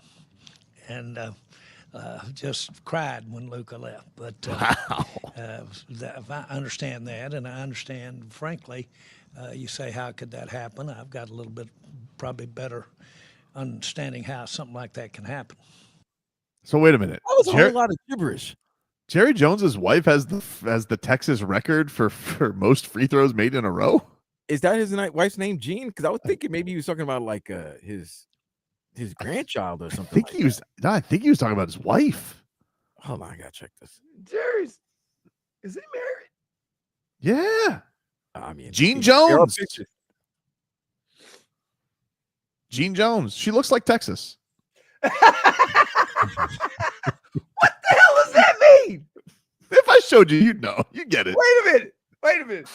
Hey, Vlad. That's one of the greatest comments I've ever heard of. Well, her name is Eugenia. Oh, dude. Yeah, she does Texas. She not black? No, hell no. No, I'm saying No. that's not a that's not a white name. No, it's a white name. Eugenia? Oh, that sounds like a southern white name. Oh, okay. I'll get you a lot of ground. Probably owned a lot of ground. I'll give you a picture here of Mrs. Jones. Okay. Now, here's the great question. She looks like, yeah, you're right. Who had the bow tie? Like Texas. Hey, let me tell you something. Jared looked like he might have outkicked his coverage. Maybe because you got to like money. Yeah, I know, but make both of them 20 years younger. She was a See looker. what I'm saying? She was Yeah. a looker. Yeah, she's a looker. Good for Jerry. I know. That's I funny, like though. the way he was doing it. That's funny, though. She does look like Texas. And somebody said, and furthermore, she sounds like Dolly Parton. Woo! Man, She can shoot them free throws, apparently, you know. I'll tell you what, though, like he's probably like, I probably got Luka. He was going to be a minority owner of the Cowboys with that $300 million deal. You That saw he ain't go- quickly. You can't, with the whole $300 million, you can't even buy 5% of that team. Luka discount. Think about that. Well, she says she's worth $14 billion. She is. Is she worth what he's worth? Oh, yeah. I mean, listen. No, that's not how Texas money work. That's not That's how not no, Yeah, sir. because it says that he's worth $16.8 million. Hey, listen, dude. She's almost hit the finish line with him. I think she's got some oil money back somewhere. if Jerry She's gotta have some money, yeah. if Jerry croaks, that hair's getting all those billions. Maybe a slice for Steven. That's when they leave like $700 million to the cat. You know what I'm saying? They got so much money, they start leaving money to their pets and stuff. Jerry Jones is definitely has a will that's just read by hologram. All right, y'all, I'm here. Now I leave the Cowboys to Mittens. Mittens. That's right, Steven. I don't trust you. I trust Mittens. She's a Southern belle. She has that Southern charm. All right, we're live here back at AT&T Stadium, and there you see the owner of the Cowboys, Mittens. Doesn't look too pleased with Dak Prescott. Mittens waiting forever to give contracts out too. Micah Parsons, are you frustrated with your contract? Yeah, I'm frustrated with my contract. I got to negotiate with the cat. Mittens, do you have anything to say? Yeah. Yesterday, the Panthers went up in the series against the Tampa Bay Lightning 1-0. Paul Maurice, people thought it was a physical game. Not in Paul Maurice's eyes. He says, couple big hits. That's it. I didn't find it to be that physical a game. So there's been a shift, right, in how they're marked. The hits are marked, so we're getting bigger numbers. But I'll go back to our history. 2 years ago, game one in Boston, I think there were 86 hits, and every single one of them was heavy. Like it was, you walked off the bench, and I'd never been in a game that heavy. We played 13 games against them in the last 2 years, and they were incredibly physical. I did not find tonight to be a physical game. There were a couple of big hits, right? Going both ways, but there wasn't. Some of that's you're not hitting when you're on the power play or you're penalty killing. Like that kind of changed it. I didn't feel it from the bench. There wasn't. I guess when you look at physicality, it's physicality in it how it affects the momentum of the game. I didn't feel that. There was the Verhaeghe hit that was a heavy, but there wasn't a succession of shift after shift where both teams are just forechecking. Nothing happens with the puck, but everybody's getting hit. I didn't feel that tonight. You just called the Lightning soft. He really just did. I mean, he basically said, look, if y'all think that was tough and they thought that was physical, we got a lot of more. We got a lot of more. He just called them soft. He also did he accuse the league of gassing up hit numbers too? Yes. Wow. This is Paul Maurice. He said, listen, weird how he physical series was Boston. Isn't it weird how he nonchalantly just says some crazy stuff? Yeah. Right? Yep. Like And he can get away with it. You know why? But here's the deal. He's always even keel. Yep. When he explains a game, right? So you don't make anything more or less of it other than what he's saying. He's like, we've been way more physical than that. And he made it sound like, wait till game 2. Oh, he knows that they're gonna bring it. That's what it is. He's like, it's like letting his team know, they're gonna be more physical, right? Beat down. So yeah, we're ready for it, and we don't have Ekblad still, but Man, that's the thing that's exciting about it is they do not. So there you go. I just want I want my guy Marshawn to can we stop? Can like he like a awkward big in paint. Dude, right? get it. Yeah, like put stick on puck, put puck in net. Let's go. Make it happen. That is the mixed bag. We'll take a break. Coming on up, Tyler Herro, speaking of physicality, he's got some words on where the Miami Heat need to get their physicality to, and had a pretty surprising admission about Game 1. We'll get to that and more here on Tobin and Leroy. Back after this.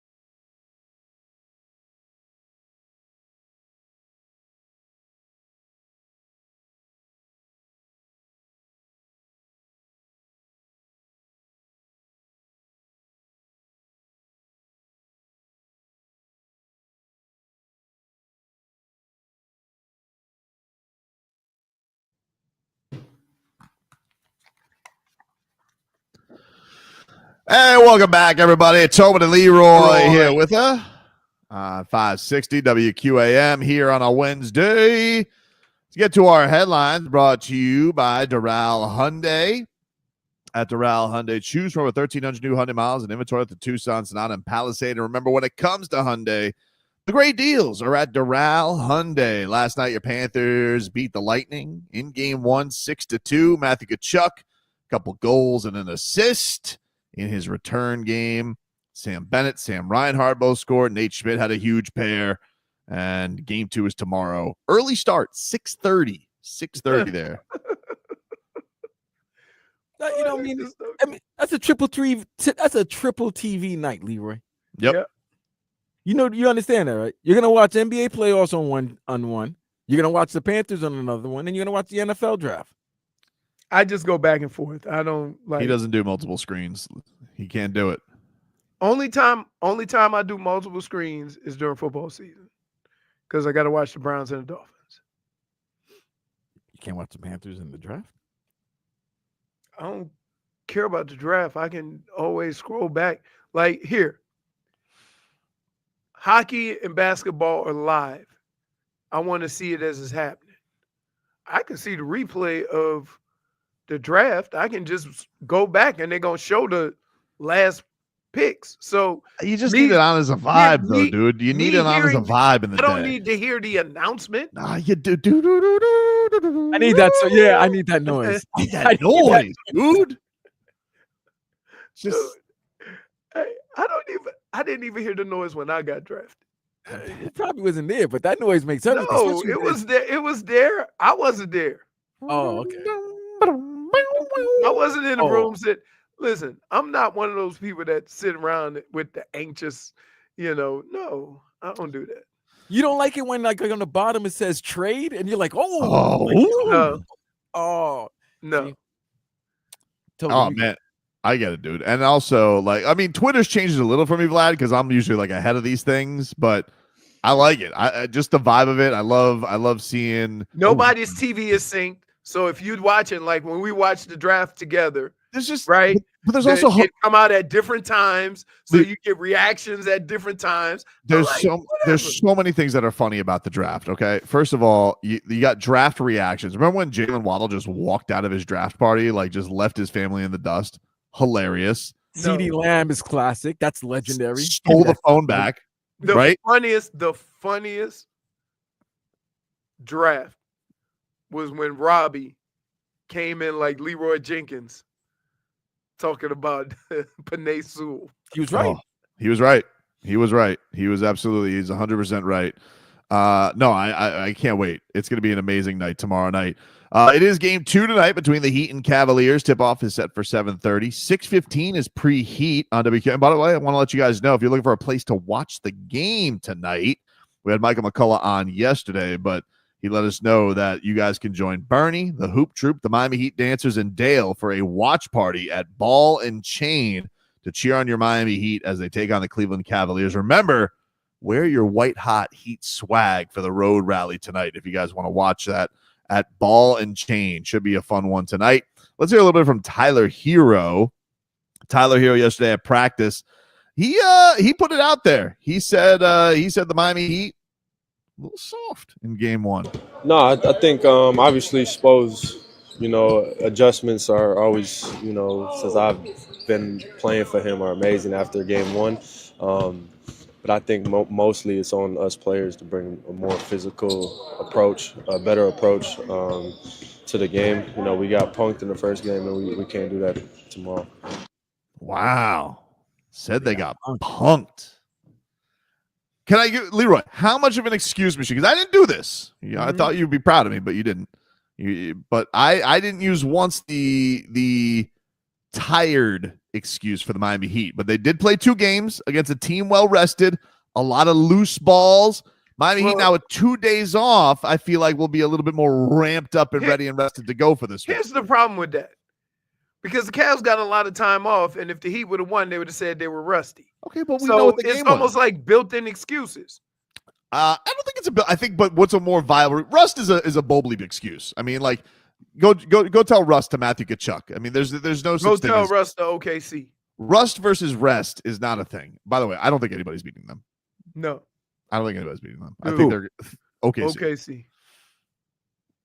Like, dude, I tuned in yesterday. They were like, I think the Grizzlies made it respectable. Like going into the fourth, it was like 12, and then I like looked up. I was like, 24. What the hell happened? Well, they're not giving the playing teams any type of help. Because if you think about it, the Grizzlies played Friday night into Saturday morning. So the Heat, yeah, Vlad, as a 37-win team, more. The Heat didn't deserve any help. Yes, then now the Heat have a couple of days off, so I expect a better, more balls to the wall effort tonight. Will it matter? We'll see.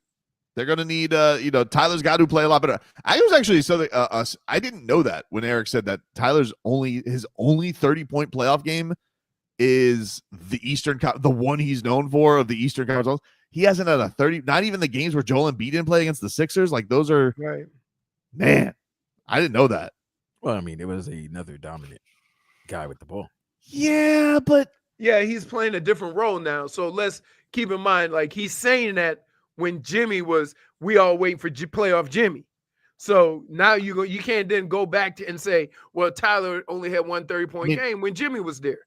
I don't know, dude. Like other guys drop big scoring games, like just because Jimmy was here. Like Bam's had 30-point games with Jimmy here. Bam's had 30 point. He's had. But Bam's not a ball dominant guy. Tyler's a ball dominant guy with Jimmy. So if Jimmy's cooking, Tyler's not going to get the ball. Whereas if either one of them have the ball, Bam still can eat. No, but this is the thing with Tyler, and this is what everybody's looking at. Is can he succeed in the playoffs? Not only because he gets targeted on defense, but because the physicality picks up. Can he flourish? I think, and that's a real that is a wonder about him.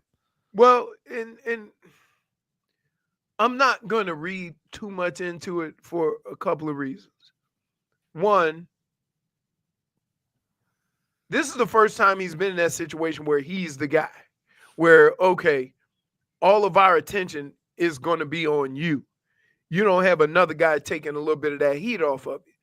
That's why it's even more important for Wiggins to step up. Agreed. To kind of create, like, oh, if you're going to go after Tyler like that, I'm going to ball out and I'm going to have 40. And then what's going to happen is now they're going to back away from that and Tyler's going to be able to have some more run. But if nobody else is really doing anything, then you figuring they're going to go into the game saying, let's just be physical with Tyler. These other guys ain't going to do nothing. Dolphin Kane says, when Herro dove for that loose ball, I was holding my breath. Broken hand in Milwaukee. Yeah, that was a tough one. I mean, that's the other big thing with Tyler's playoff resume is he's got a bad broken hand injury. And then the one where they lost in 7 in the Eastern Conference Finals to Boston, he was dealing with a groin thing that basically kept him out from round 2. Fluke stuff. That's not. So, when you dive and accidentally break your hand, I'm not going to sit there and say, oh, you're injury prone. Right? That's just an unfortunate situation. The hammy or the groin, that's a wear and tear thing. You could question that. But he's been good this year. So he's been super durable this year. Right. Been super durable, and I'm excited to see what he can do. I think that's look. Whether in order of importance. All right. I'm a list from first to third, the guys who I feel like have to show massive improvement, right? Starting with Andrew Wiggins. You're not a number 3 anymore. You're a number 2. We don't need you looking around for other people to do it. You need to be aggressive. When we seen you be aggressive, this team has prospered. That's number 1. Also number locking 2, people up. Khalil. Look, time to put your big boy pants on and stop playing cricket with the basketball underneath the rim. Okay? Enough. He's got the paddle bat? Use all of your fouls. And I say that from the standpoint of I want him being aggressive and attacking both the shooter and the basketball and not worry about fouling. We'll worry about that at a later date. Right now, we need your physicality. We need you being aggressive around the rim.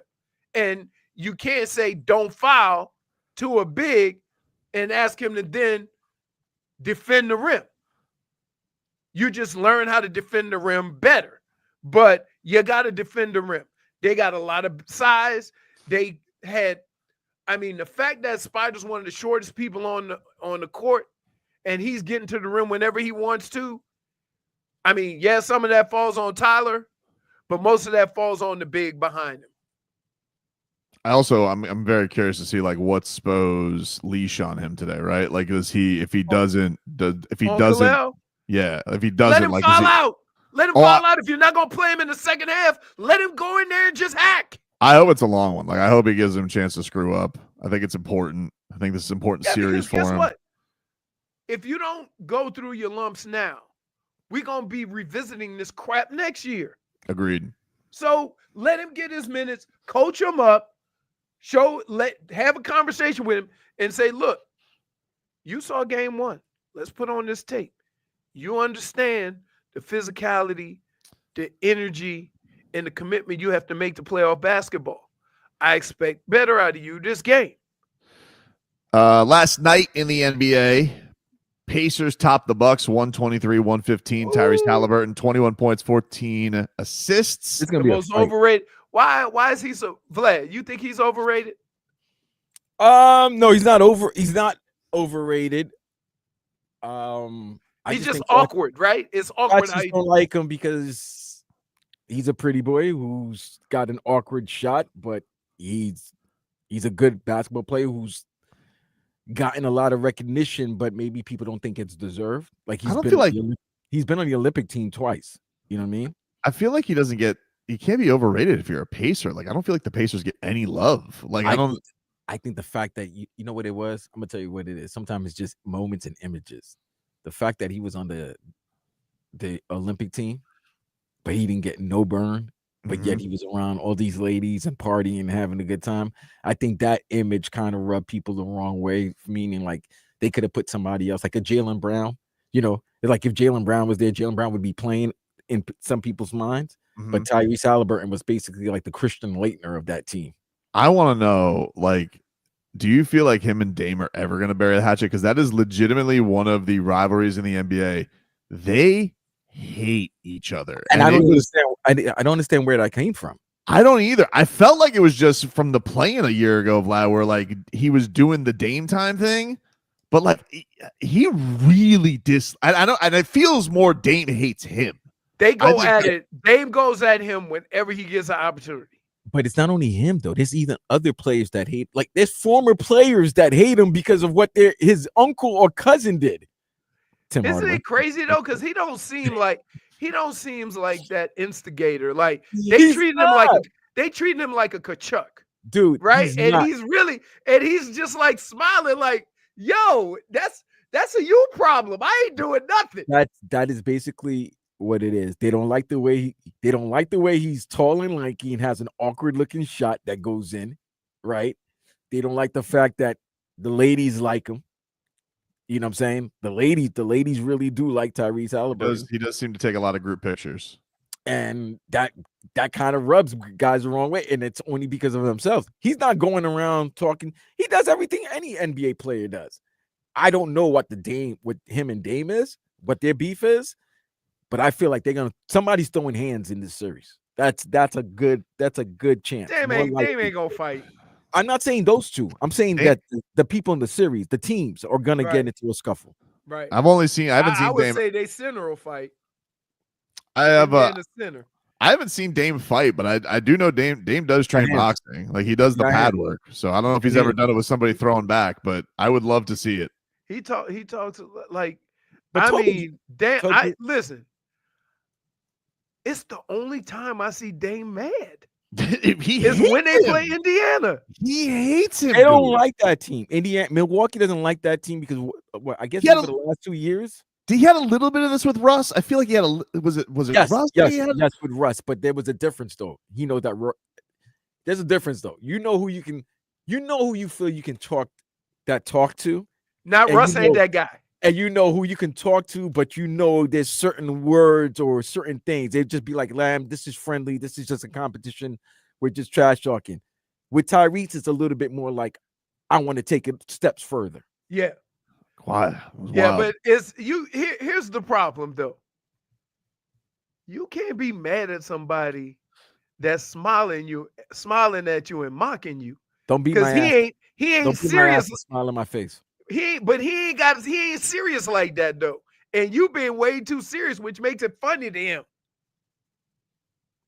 Take a break here on the show. We'll flip back over to the Cats. But first, Leroy, before we do, speaking of the Cats, they cleaned up yesterday on the Tampa Bay Lightning.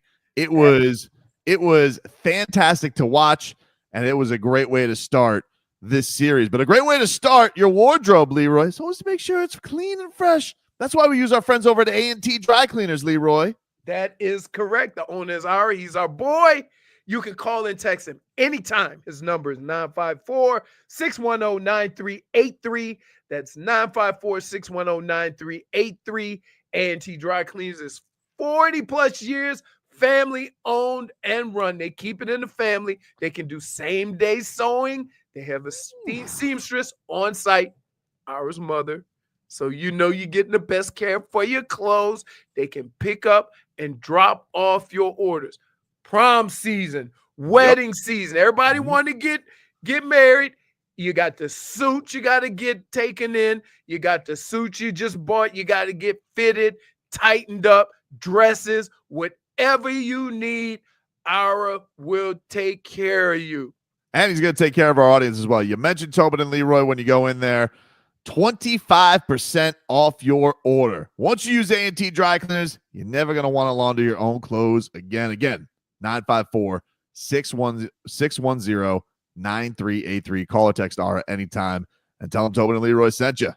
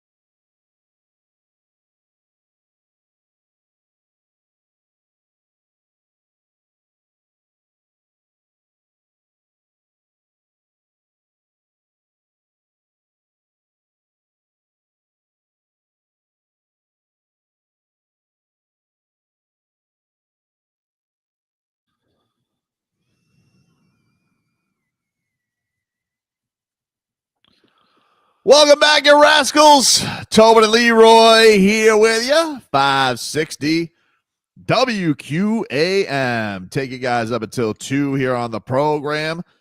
Let's get to a little cat talk here, brought to us by our friends over at Hollywood Kia. At Hollywood Kia, the #1 Kia dealer in all of Florida. Get the star treatment. We want to see you in a Hollywood Kia. Visit them online at hollywoodkia.com. But before that, Leroy, can we get a weather update from the Demesman and Dover law firm? YourAccidentAttorneys.com. Free consultation 24/7. Call it up. It's 866-954-MORE.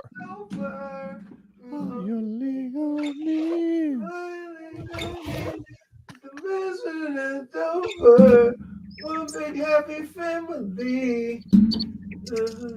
All right. I'm looking at it now. We got a gentle breeze coming out of the east at about 5 to 10 miles an hour. It is partly cloudy. Doesn't really look like much chance of a rain. And it is 83 degrees. Man, this guy's how's he doing, Vlad? How's he doing? Wind is blowing 10 miles east. East to west. It is 83 degrees here in Miami. It might be 82 at Davie, where Leroy is at. Once again, Leroy is right. Hey, man. Golfer. Hey, when I get up in the morning at 4:30, 5 o'clock to make that a commitment to golf, and I go outside, you best believe I'm checking the weather, man, to see if I can just take my ass right back to bed. Speaking of bed, JFig, I understand you weren't feeling too good this morning. What was the problem? Did something happen last night? Bird fever? Guys, Bird flu? I had to take out the thermometer and everything. Is that what it's called? Yep. What do you think's wrong? What are they saying? Guys, I don't think I'm gonna be able to do the show tomorrow. Why? Because I have cat fever! What was your favorite part of last night's game, Jennifer? The whole thing. The whole thing. Really, the whole thing. The whole enchilada. The whole I'm so damn. happy Tkachuk is back. He really is like a menace. I mean, the smiling with. I love a good menace on the team. He is. He is a wonderful menace, and to add Bennett and dude, how about Marchand sticking up for Bobrovsky yesterday? I was like, am I in Bizarro land? What the hell is I this? know this is crazy. Now on the a year ago, we were clipping him for messing with Bobrovsky. I like when they go to Bennett, they're like, hey, Sam, you had that conversation about punching him in the face? Yes, we did. We're good. That is an awkward Maybe he punched him in the face to get even, Hey, I'm sorry punching you in the face. That's all right, man. I know I was being a-hole. Hey, yeah, you were. I've had plenty of those where you end up playing with a guy on the same team as a guy that you got into a little kerfuffle with.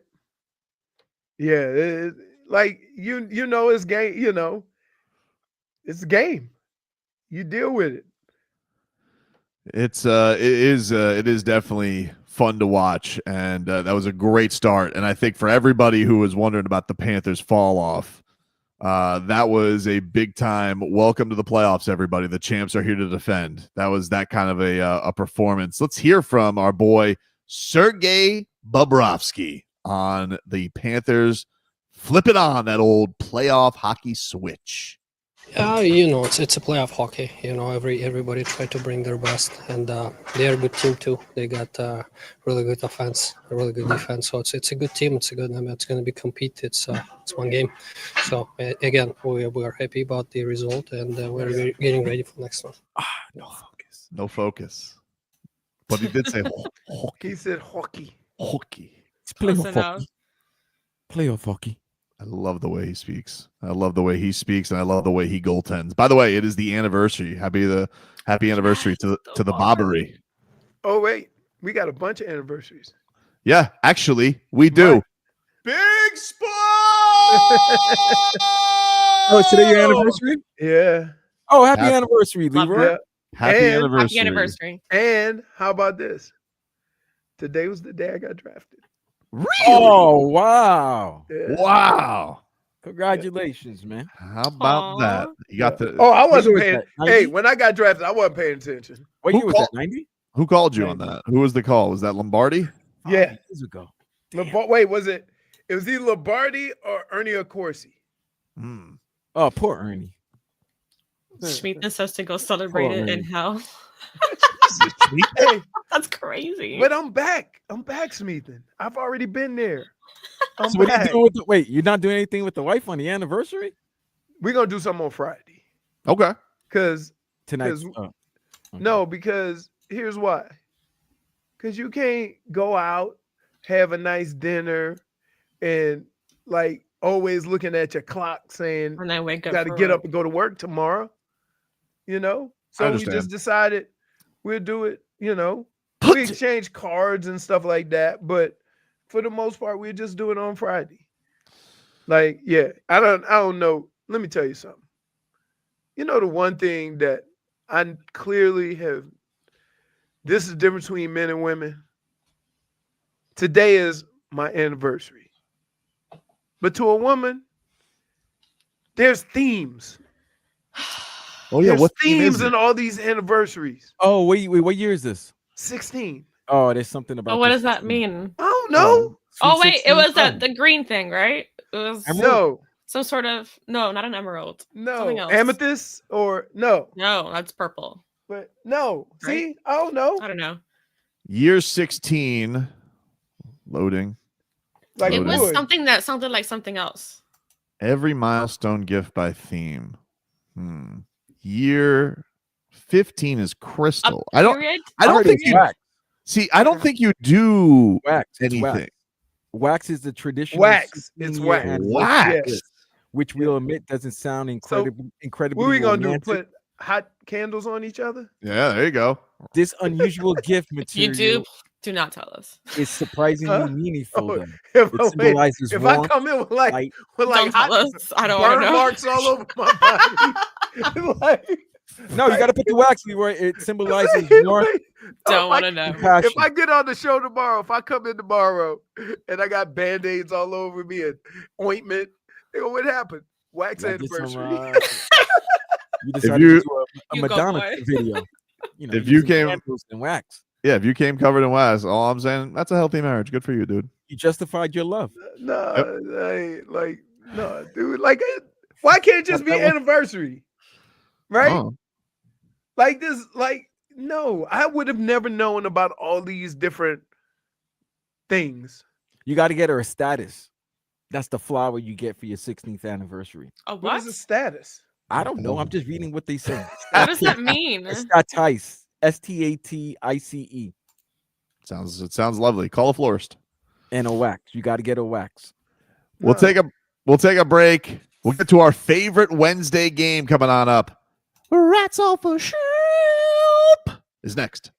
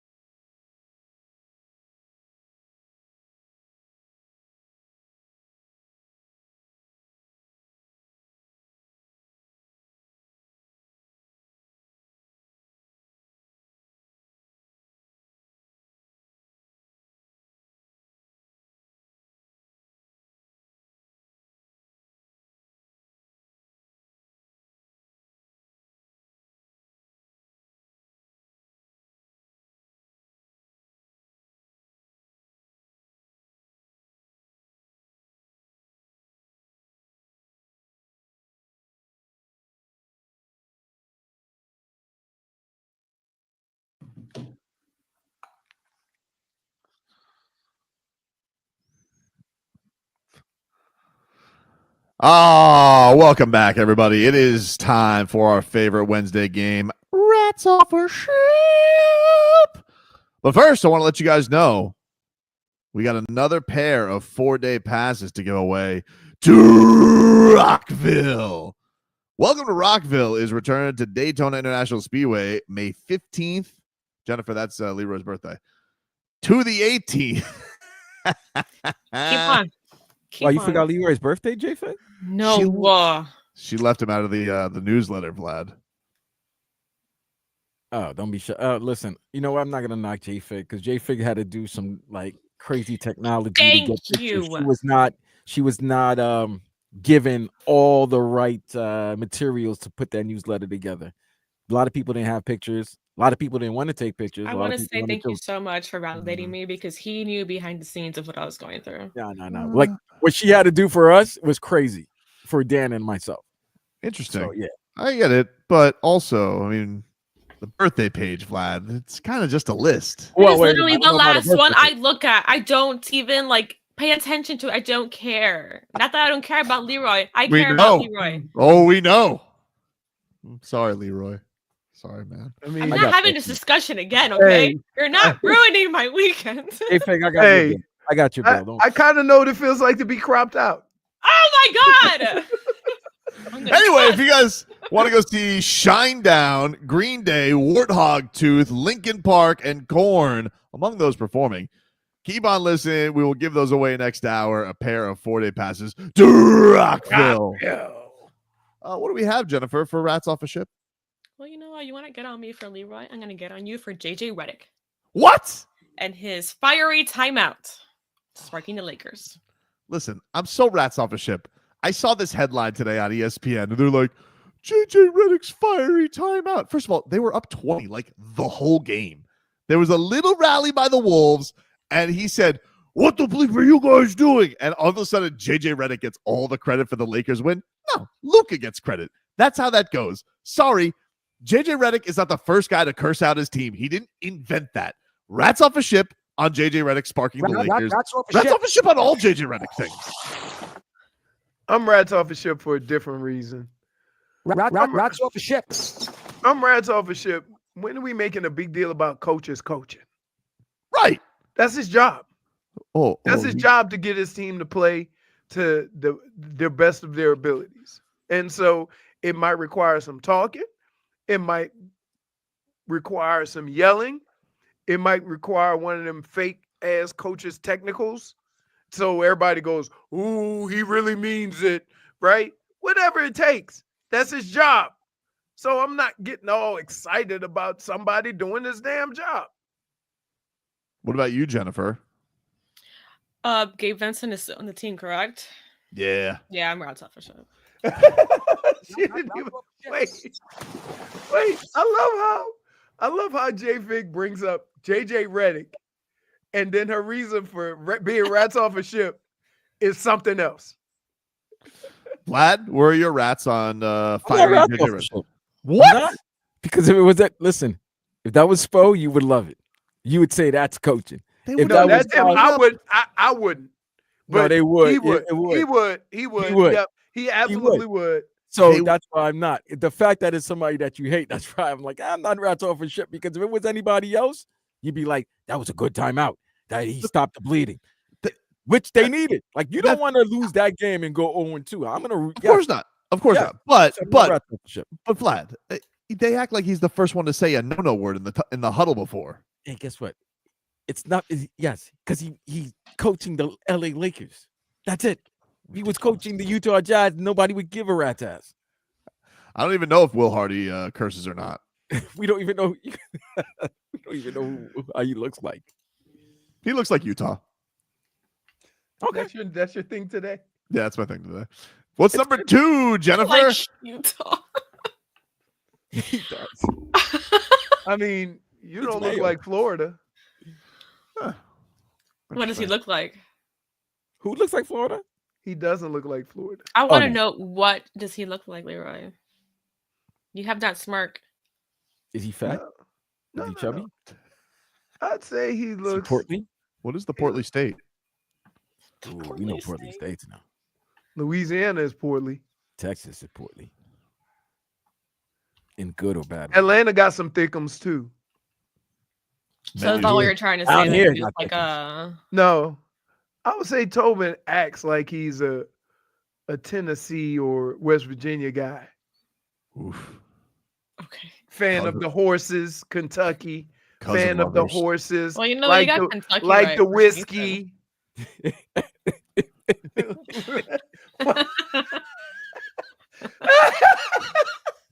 Point. Schmeathen says. Tobin looks like Kentucky. Fried chicken. Hey, You're a Virginia like, mountain man. What what does this man do during the course of a day? You're right. He Does must be it seem comedian. like All he does is it write seems jokes. like it's locked and loaded. Like he goes to sleep at night going, I can't wait for 10 o'clock. I got some new material. I think some of them do.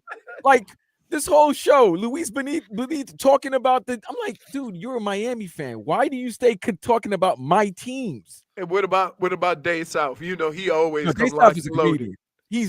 But he's Schmeathen and Day, the comedian. Secretly, he might be Jeremy Piven, but the much funnier kind, really. They need to be writers because they're funny, man. What do you got for number 2, JFig? We have Sandy Alcántara being washed. Wow. He's being questioned. He is being questioned. People are wondering, is he washed? But I would say I'm not rats off a ship, or I am rats off a ship on him being washed because he has just come back from Tommy John surgery. Give him a half a season. I got to see this through. I'll go one step further because me and Tobin should understand this. The man's a pitcher in Major League Baseball coming off of surgery, and he just had a kid. Now, all the other stuff may add to him taking some time coming back, but that kid ain't giving him no sleep. So he has money for a nanny. The nanny He's still ain't the sleeping father. with the baby. He's traveling. He's not there all the time. Okay, but still, he still have had a year off. No, I mean, if you're gonna say that, yes, the year off, yes, but I'm not. Yeah, but all that. Keep in mind, he missed the start. He probably missed some work. So all these things coming together at once is probably have him off to a little shaky start. But I ain't rats off a ship. It's Sandy. Get the hell out of here. I'm also Jennifer? not rats off. I mean, I'm rats off a ship. Yeah, I'm rats off a ship on him On being washed. Sunday. I'm not rats off a ship on Sandy. Rats off a ship. I'm What? definitely rats off his ship on him being washed because he's gonna be a future Yankee in 2 months. What are we talking about? Goodness. Well, I'll tell you what. Everybody's gonna be washed because I'll tell you- clearly, if he's washed, we're not looking at him. Why are we the Yankees farm system? Hey, look, You are. It may be, but this guy that we got for Jazz Chisholm, what's Jazz hitting on the year, Vlad? Not doing too good, huh? Jazz got to the World Series last year. He did get to the World Series, but how's he doing right now? I don't know. Let's look at his stats. He's slumpy poos a little bit, but Agustin Ramirez, that's a hell of a start. 2 games. Wow. I've had a catcher like this in a while. Oh, he's batting terribly. He's 159 with 7 home runs and He's got 15 7 home RBIs. runs this year and is only batting 150. He is the prototypical. Oh, all you or know what nothing. he is. You know he is. He like Willie Mays Hayes coming back that second year. hey man, Right? he got the money. He wasn't hitting home runs. He hitting home runs. He ain't trying to get on base. What's number 3, JFig? How do we feel about Zach Wilson wearing the number 0 for the Dolphins? The quarterback's wearing 0? Mm-hmm. That's what he is. That's Vlad. I wasn't gonna say that. Kind of want to give you a point. Yeah, there you go. I wasn't gonna say that, but I was thinking it. I But can say it. He was my former quarterback, so I can say it. I can say it for you guys. It's just not. It's just not a quarterback thing. Like that's a linebacker. I like guys wearing 0 if you're like a menacing linebacker. Who wore it last year? Was it a? First of all, linebackers shouldn't be single digits. I need them big block numbers on my linebacker. Barrios wore it, right? That was his thing. That's like that fat lineman from Florida wearing like number 12. Well, time out. First of all, most linemen are fat, Leroy. So No. Fat shame the line. No. I'm talking about the dude that lost 70 pounds to get to 450 for Florida. Those Y'all know who I'm talking about. And he got a little bitty number. I don't like it. I'm rats off a ship. I wear a normal number. You're first of all, also like I feel like that's a swag move he's trying to pull. You're Zach Wilson. Like just wear number 3 like every other backup quarterback and just move on. Somebody else already got 3. I would say this. The number is irrelevant. The number don't make the player makes the number. However, based on your recent history, I would not wear 0 simply because your career to this point hasn't been great. And nothing says that my career hasn't been great like the number 0. Guys, it's so cool. Look at this. Okay. All right, Zach, if you say so. Jennifer, what do you think of this move? I'm rats off a ship.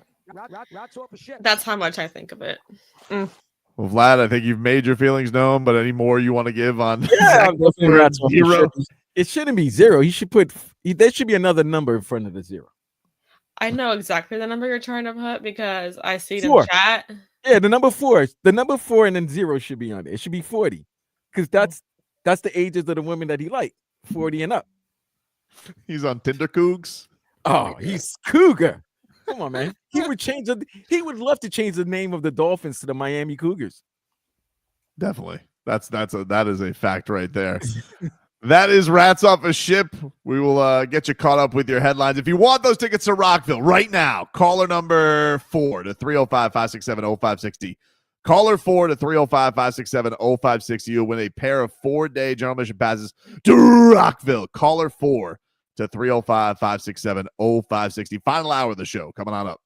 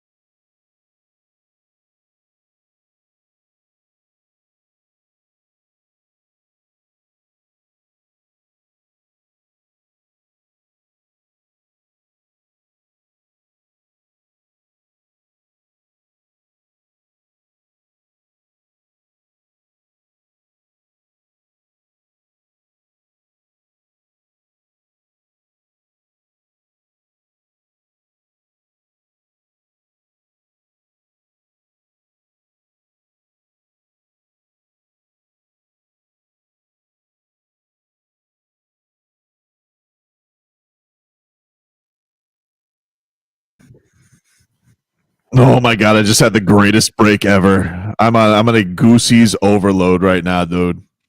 What happened?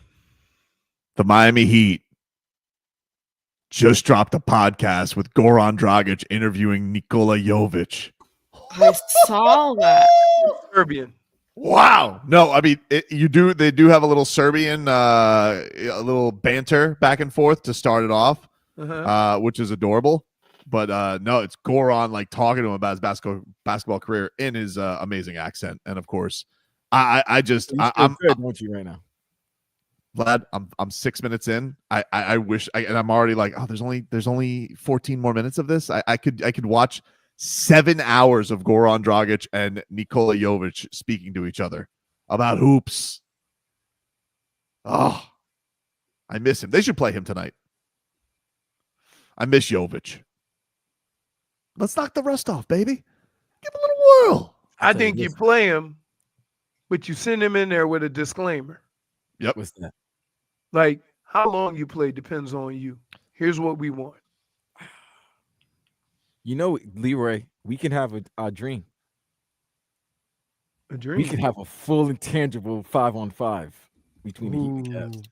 Oh, at yeah. least 80% of the players being fully intangible. Yep. You could have vast intangibles on a series like this. So when they go Strus and Little Strus. Sam Merrill, Ty Jerome, Strus. Wait, we haven't figured out whether Ty Jerome. I don't know what Ty Jerome is. I don't. I know the name sounds. I'm too. Yeah, I think there's something there. But I'm too scared. Johnson? Yeah, I think so, but I'm too scared. I'm too scared. Yeah, we are treading. Listen. Look, Hartenstein. No disrespect to any player out there, but we have dabbled in the intangibles game for a minute here. Yep. And there's only been a couple that has taken us aback. Okay. The bumpy one, he came to us with that. We didn't ask or insinuate or nothing. That was the first words out of his mouth. The Hartenstein, that shook me. That shook me. This is why I love Wikipedia. All right. Ty Jerome is part of us. Okay, what happened? Jerome's parents are Mark Jerome and Melanie Walker. He has 2 brothers and 2 sisters. His mother is white American, and his father is biracial African American. Oh, so he got a little piece. He's a third. Both played college basketball. His mother played at Brandeis, and his father played at Lafayette. His paternal grandmother was active in the civil rights movement with the Congress of Racial Equality. Oh no, he's one of us. Well, her husband Fred was a photographer who covered the moments. Okay. Yeah, he's one of us. Sorry, Max Drews, you just lost one, dude. You lost one of us. Headlines are brought to you by Doral Hyundai. Doral Hyundai, choose over 1,300 new Hyundai miles in inventory at the Tucson, Sonata, and Palisade. Remember, when it comes to Hyundai, the great deals are at Doral Hyundai. Game 2 tonight, Heat and Cavaliers. Tip is set for 7:30. By the way, I saw Solana tweet out they're actually extending the pregame tonight. It starts at 6, straight up. So 6 p.m. pregame for tonight's action. Game's at 7:30? 7:30. Wait, y'all got the TNT or y'all got the NBA TV? NBA TV. Oh, that's NBA right. TV. So, you that's guys why. That's why it's on FanDuel.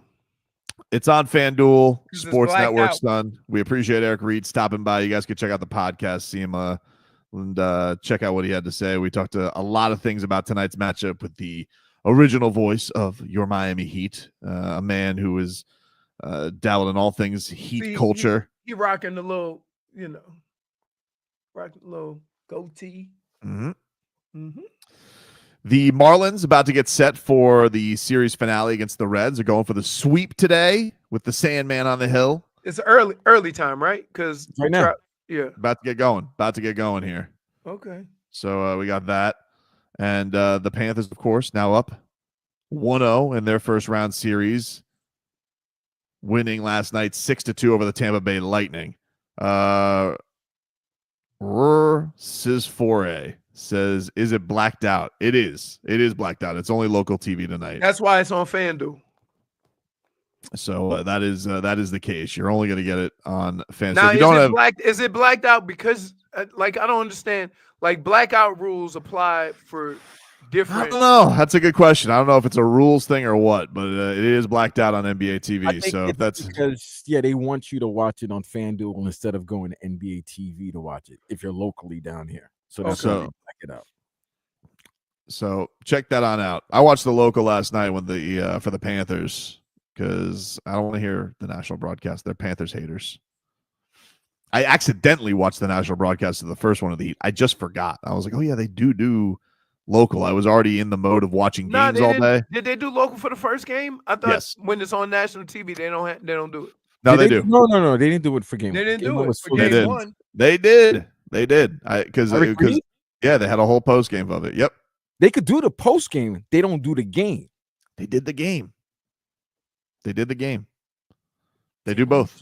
They don't usually like game one of the first series. They don't. It's usually national television. And then all the other games go to the local. But all right. Jay's saying they did. Regardless, tonight, that's what you got. You also got Orlando and Boston. Jason Tatum doubtful for that game with a wrist injury. They don't need him. Hey, Joe Mazzulla is my new favorite coach. Did you see his reaction? Yeah, we talked about that. Get up! He's like, forget that trainer. Get up. Get up. I actually watched a montage of just Joe Mazzulla. It is unfortunate that he is the Celtics coach because I feel like I would like him. Yes. I feel like I would like him because he's like, what do you feel? He goes, it doesn't matter. We're all going to die. I'm like, what? He's a matter of fact. Like he's so matter of fact. It's funny.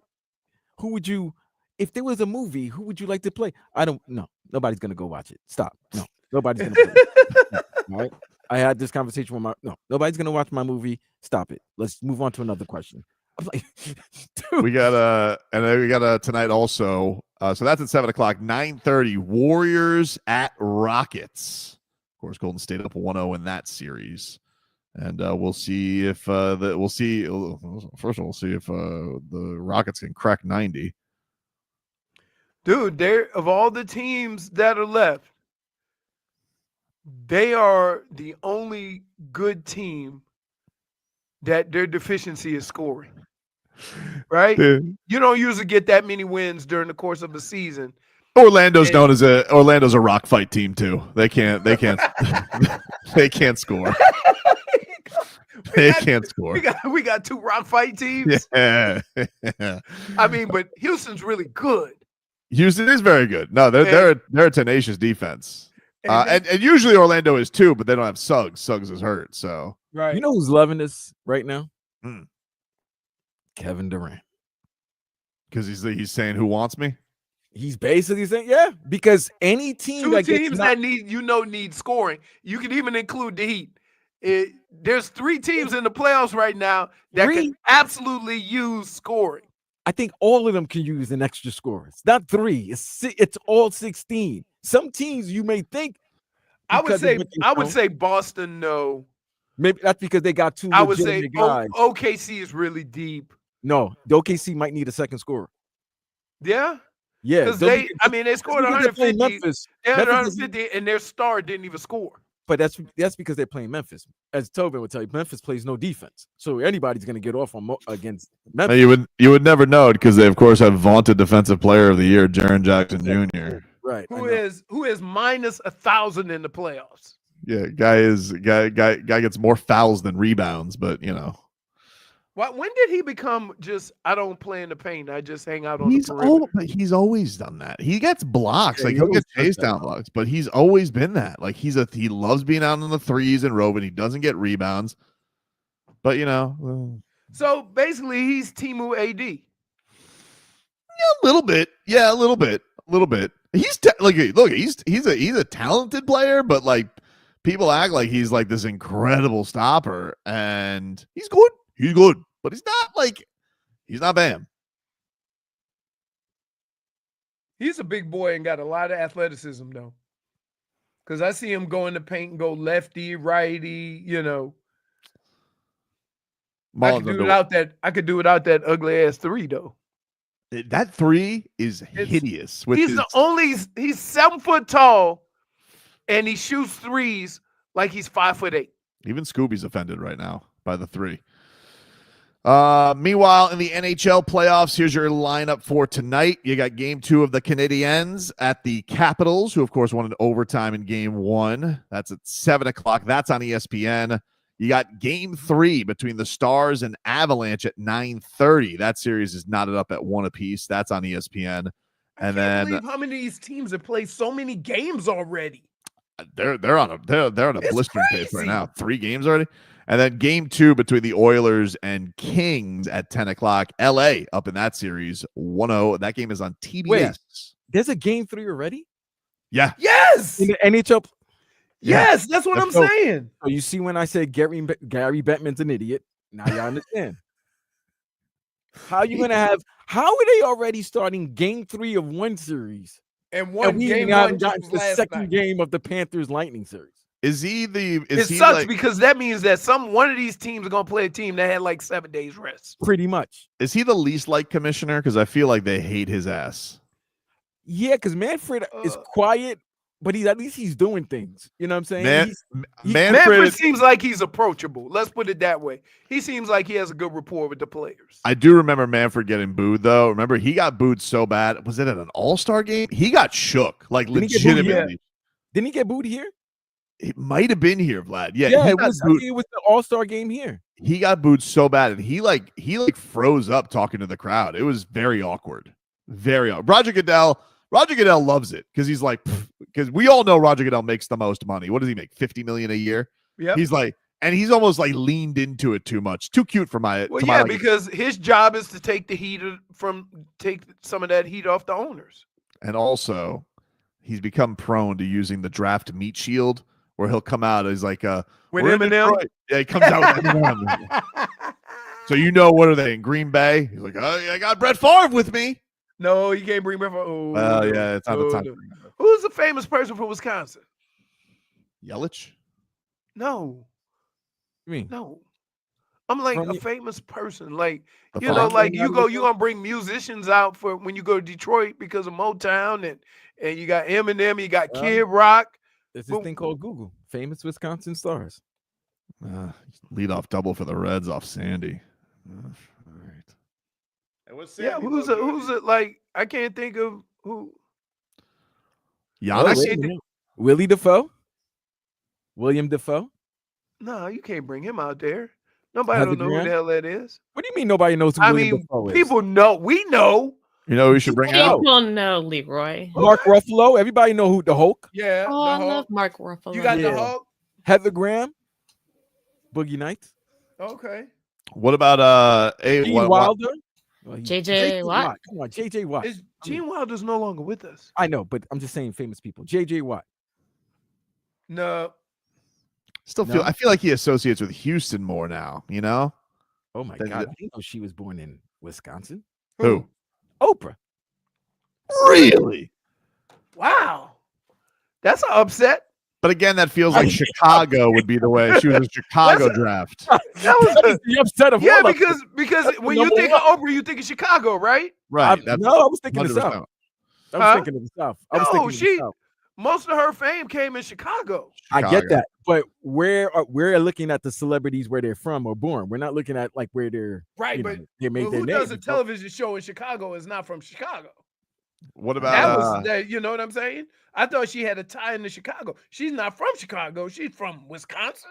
What if we asked? Of course, I know he's busy, but maybe he could take some time off. I don't know if they have an off day tomorrow, but of course, Milwaukee Bucks coach Doc Rivers. Doc, can you get the draft started off for us? Look here. First of all, I'm trying to save Dame from getting his ass kicked. I ain't got time for no NFL draft. I'm concentrating on that. We down 0-2. We getting our asses kicked. The guy talking trash across and ain't nobody responding. I got nothing. Don't invite me to no parties, no red carpets, no nothing. Right now, I'm concentrating on trying not to get swept by Indiana. Okay. Doc, thank you. All right, how about this, Tobin and Leroy? Violent Femmes. Can they come out? The band? The band? Yeah, they're from Wisconsin. I don't know if they they did music. Remember, they did music in Detroit. They had a band that was playing in between the breaks. So they might be able to do that. What about Steve Miller? Bon Iver? Steve Miller. Ooh, Oh, is he Steve still Miller, you with gotta us? put He's Steve been Miller. around for a minute. He's still with us? Yeah, that's what I'm Yes. saying. You wouldn't believe, Leroy. You wouldn't Some believe, people call me a space cowboy. Leroy. You wouldn't believe who's from Wisconsin. Who? Eric Benet. Really? Yep. Ooh. Wiki says Oprah was born in Mississippi. That's what I said. Yeah. Well, Yeah. they said she's a famous. I just Wisconsin. I just saw John Baptiste on Good Morning America because he got an album coming out with somebody. And so I texted him. I said, when you coming down here? Because he's gonna be at the Adrian R Center at some point if he aren't already came. So Sandy just gave up an RBI single, 1-0 Reds. damn, we just started.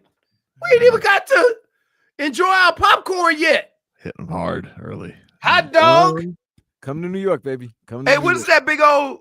Didn't they have a special? Who had the stack of hot dogs that they were selling at the? That was Remember the Mets. The Mets were doing that. Yeah. The Mets were doing that.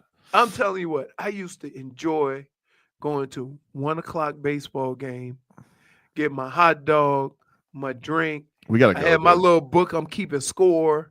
And I'm sitting by myself. Beautiful. Oh man, went to last week. Went to the noon game last Wednesday. Isn't the new game is fun for different reasons. It was great. It was fun. You're drinking. You're enjoying the meals. You're enjoying the atmosphere. The sun is the right on downfall you. to it is the game ends when traffic begins. Oh man. You have to understand that it is what it is. You just got to understand that. Right now it looks absolutely perfect right now. They got the roof open. Yeah, man. I would love to. Can we just do our show from there one day? During the some noon Wi-Fi and a couple mics, dude. Let's go. Yeah, we have to close the window. All right, we'll take a break. More to come here on the show. 15 minutes of heat. That's next.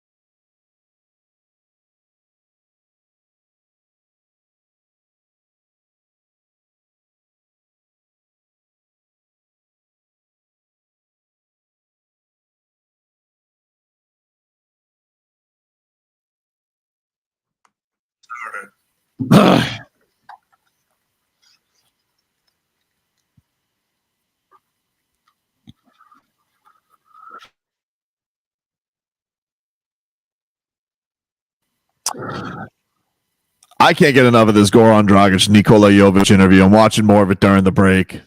This Gogi, he can interview. He's telling some of the things that you are amused by. I love how he typed it all out too. Right. Like a whole paragraph. Because it was just it was the greatest like lead up because he was like talking about his injury to Nico because I think they filmed this like a month ago, and he goes, I know you're not playing right now. I went through my own dark times when I got hurt in finals, which still haunts me to this day. Anyway, buddy, how are you feeling? And I was like, wow, that wasn't it. Like that's a question right there. You got goosies after that. He's like, I still lose sleep over it, but obviously, no big deal. Could have beat LeBron, but anyway, how's your hand? I was leading scorer in bubble, couldn't be stopped. No one, not even Tatum, not Giannis. No one stopped Gogi. I was leading league in scoring, but no, please tell me. My foot exploded to pieces. But how's your boo boo? He's like, I broke my hand. It's not a boo-boo.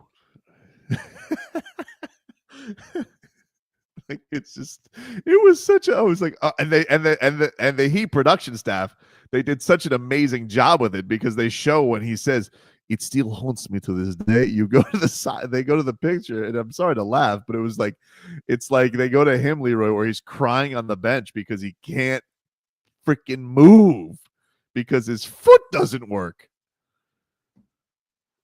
I still can't believe he went out there for game 6, like just to give it a go. He's just like, I'm gonna try. Didn't work out so hot. I mean, if it's the last game of the year, you might as well just try. Yeah, just gave it a go. It didn't go so hot. But anyway, top-notch job by the Heat. Go check that out. It's on their YouTube page, Inside the Heat, Nikola Jovic, which is a little bit different style than they normally do. It's just Goran Dragic interviewing him. Really, really cool job. I recommend checking it out. Also, if you guys want to watch the Heat Road Rally tonight, if you're looking for a place to watch Game 2, it's at Ball and Chain in Little Havana. If you guys want to go check that out. Bernie, the Heat Dancers, the Hoop Troop, Dale, all going to be out there. Wear your white. But if you guys want to watch it, that's the place to go do it. Of course, the Heat need this one tonight against the Cleveland Cavaliers. Eric Spoelstra in his career, Leroy, did a deep dive yesterday. I did a deep dive. I heard he's really good in game 2s. Especially after a loss. Only been down, by my count, Leroy, only been down 0-2 3 times in his career. So, 10-3 all time in game 2s after losing a game 1. So, take it for what it's worth. Spo, good at the adjustment. A lot of that has to do with who the players were. You can adjust all you want. I said his whole career, man. Yeah, but a majority of that came with different level players. I understand we don't have Dwayne Wade, but there's been other ones. Well, there's been other ones. They won last year. They lost to Boston. They won game 2. And then how'd that series end? Well, gentlemen, I didn't say about the rest of the series. We're strictly talking game 2s here, dude. Strictly talking, but if you would like to know, I dipped over that too. Of the 10 times that they won the game 2, 5-5 all time in the series. Okay. Sometimes it worked out good. The last 2 times, not so good. Right. The last 2 times it happened, which was the Boston series last year and the 2023 finals, top hats and monocles. Top hats and monocles. Cheerio. Before we get to that, right now, we got to even it up right now, dude. Here was Tyler at practice. Tyler spoke of the targeting that the Cavaliers were doing on him on defense and how he's going to handle all that. I think they're calling me up. It's obviously, like you said, something we've seen before. I think what's different is they call me up and then it's not a one-on-one attack. It's get the switch and then call up a pick and roll with the 5. And then I had to fight over screens. So that's trying to wear me down expanding energy on defense and trying to break open on offense. So just finding different ways to be more efficient, so I'm not expending so much energy on both ends. And then I can obviously be better on the ball, which I will be tomorrow. All right. Well, there you go. He is Let he's me putting just it out say there. this. Yes, sir. I love the way guys talk about the game plan. Like, they're going to be better. Defense ain't your thing, Tyler. It's not, but and I look more along the lines of I need Khalil to defend the paint. Right? Mm-hmm. Because Spider is the shortest guy on the floor. He had layups at the rim that I was getting annoyed by. Like, I'm not saying he can't make great shots. I'm not saying that he's not great.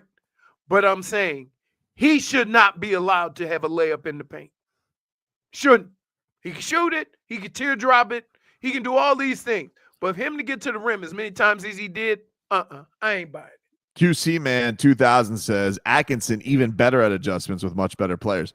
Atkinson is a very good coach. A lot of respect for Kenny Atkinson. I mean, honestly, I don't think he should have ever gotten fired from Brooklyn. You know, he just got, he just didn't vibe with KD. He got KD. KD's like, But he's a very good coach because that Brooklyn team, you were like, who are these guys? And they were very respectable. Yep. Now he's got all the weapons that he has now. And it's not that I didn't think JB Bickerstaff was a good coach. He's obviously but Kenny Atkinson is a very good offensive mind. But I will say, now this may have been fluffing up the opponent. I don't know if he's just trying to be very polite, but he brought it up unsolicited. And he was like, he said on the Miami Heat, not a true 10 seed. He looks at us as a 4 seed. Now, he said that just because of all the stuff the Heat went through with the Jimmy stuff and no real practice time to get used to all their new pieces. So, I don't think that he's sleeping on the Miami Heat, and he's certainly not sleeping on Spo. But I think the Miami Heat have to come at this with a little bit of like grit, dirtiness. Because look, the offensive firepower is noticeable. Like, obviously, the Cavaliers have much better offensive players than the Heat all over the place, 1 through 5. And they're lengthy. Yeah, you're gonna have to you can't have loose balls. You can't lose those. You can't lose. And you got to secure rebounds. You got to secure rebounds. If like the Heat are gonna have a prayer. I'm not even saying that he got to blast them from 3. I think like it certainly would help, obviously, but I think that having those possessions just be done when they're done after getting one stop. Because look, you get one stop against Donovan Mitchell and Darius Garland and Mobley. All right, now you got to get two stops on him. Hey, somebody said, did Atkinson's coach Mitchell in Utah? No, you're thinking of a different intangible, sir. Thinking That's about Quinn the Atlanta Hawks coach now, Quinn They Snyder. both do the thing with the curly hair with the gel. They do look The similar. one guy is skinny and tall. The other guy is No, but I'm saying somebody said it was Menu. Menu actually. Yeah. He coached who he coached was Allen. He coached Jared Allen in Brooklyn. Okay. Come on, what are we doing here? Menu and Smeathan. He said classic mix. No. Oh, I see. Tobin is right. Yo, Go up, Smeathan. Jukebox. better Definitely. than Loose that. balls are uncomfortable. Hey, yo. Come on, man. What's going on here? You know why? Because they've been hanging around this clown.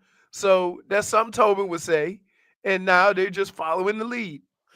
Marlins, by the way, up 2-1. Mervis. Did he hit a home run? Went deep. 2-run shot. You know who's rich right now? Hockman. The guy after you, yeah. Hockman probably put this. He probably took a bet on this guy. I would imagine so. Mervis went deep. He went deep already. Marlins are up 2-1 after his bottom of the first home run. So Fisher up right now. It is bottom of the second, 1 out, and they got Sandy back that lead right away, and he had an easy second inning. Take a break, wrap things up on the other side. Back after this.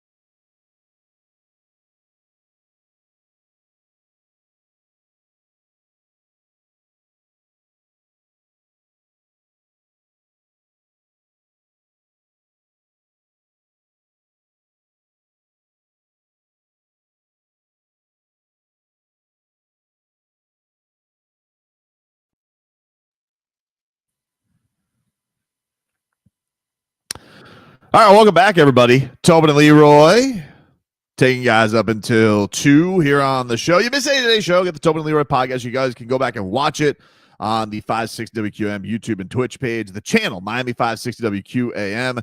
Watch all our shows there. You can watch Hogman and Crowder. You can watch Sports Day with Vlad, who filling in for Froggy today. So appreciate you, Vlad. Tomorrow. And tomorrow. He'll be in. We'll be in studio tomorrow as the Heat hopefully reacted to a Heat win. Maybe reacting to, whatever. I don't know. Who knows? I think they're going to win today, though. I feel good. Suppose little game 2 touch makes me feel good. Right now, Marlins in action, and it is now tied 2-2. Jeez. Come on, Sandy. Austin win with a solo shot off of Sandman. Tough. I will say, they were saying this on the broadcast. They're like, yeah, this guy's hitting over 400. I was like, geez, all right, let me go look at him. And he ain't never faced Sandy. Well, he just did, and he just took him to town, dude.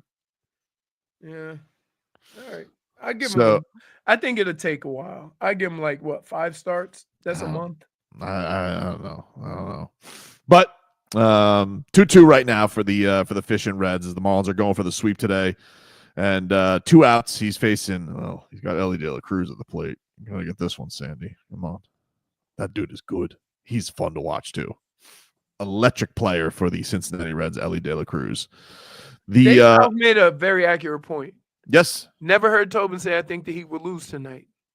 Yeah, I don't. And even if I did, I'd never let you see me bleed. I'd be up there stumbling. I'm ready for my knockout. I'm going down. You don't tap. You don't tap. Just break my arm. I'm going down, or I'm going snoozies. Just shh.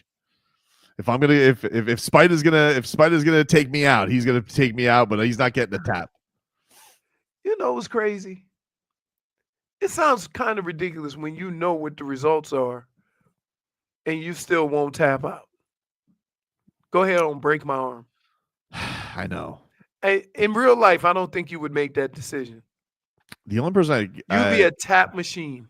No, I don't think so. If it was neck, dude, you've never had an injury. That's not true. I'm telling you right now. I've had injuries not even close to having a bone snapped and squealed like a lady.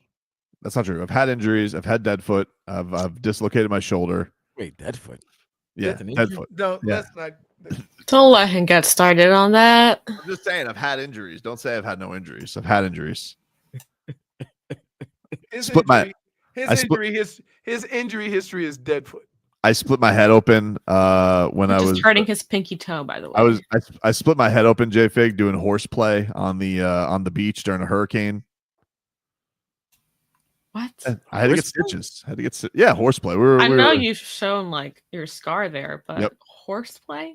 Yeah, horseplay. He was doing shenanigans. That's typical shenanigans. Mm-hmm. Old fraternity horseplay. How much kegs were involved? Well, we couldn't get kegs because there was a hurricane going on, but there was definitely beers. What are you shaking your head for? I'm just I've been in pain.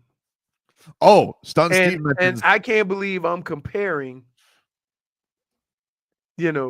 notes with a guy who brings Deadfoot and drinking on the beach to the table. You know what? Stun Steve mentions, this is an embarrassing one to bring up, but I did have twisted testicle.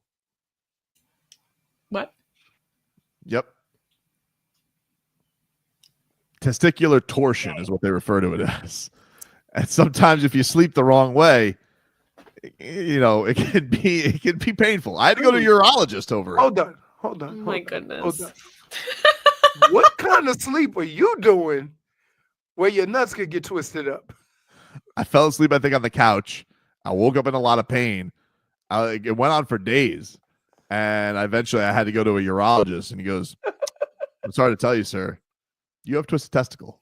So gotta say, we know way too much of each other. Do they have to go in and there? I want you to clip that, Vlad. He didn't have to unload. He said, look, the good news is it seems like it's fixed itself, but the pain's going to last some more days. But he's like, you got to be careful if something like that happens. You could lose it. Lose what? Your testicle? It. You could go back. You could go from a 2-0 count to a 1-0 count. What are you? What are you running around like a dog in your sleep? Like, I don't know what happened. It was horseplay again. Let's just do the physics behind this. I go to sleep. Nuts full. are taking a nap. Yep. Full. Right? You go to sleep full. I go to sleep. And then all of a sudden I get up in the morning and they're twisted. Yeah. I had to be doing something at night. Dude, they were fighting.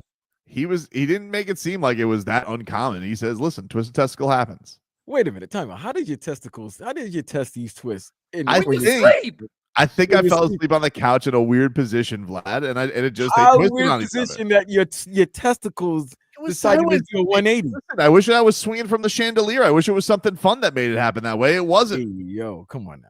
I'm just telling you. Erase toes. You know, this is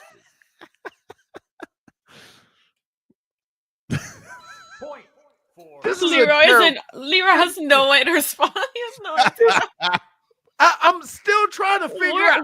I'm still trying to figure out how your testicles twist while you're sleeping. If I go to sleep and everybody is in their up lock and right position, right? Yep. Sleep, and I get up in that same position, what happened overnight that altered the positioning of body parts? I wish I could tell you. I was sleeping. I don't know what happened. Maybe I had my legs in a weird position. I'm not sure, but it got. What weird position? You would have had to add something between your legs in order for it to twist. Like no, you would have had to been running like a dog in his sleep. Perhaps, I don't know, but I'm telling you right now, I had twisted testicle. So that's. Wait, hold on. You in a fraternity? One of Tobin's testicles. I can't deal with you guys. I can't even. What is that?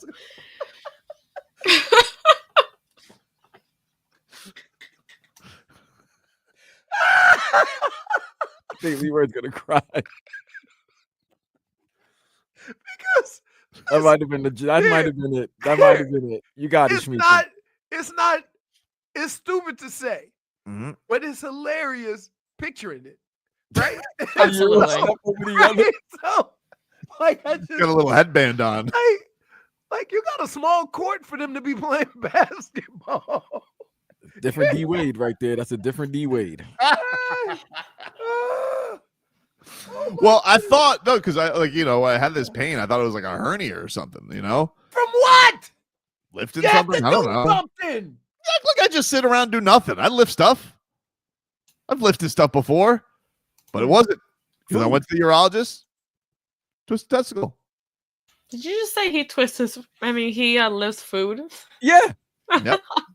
No, but I'm just like, hey, so I'm trying to figure out like this conversation because first of all, you're not walking normal.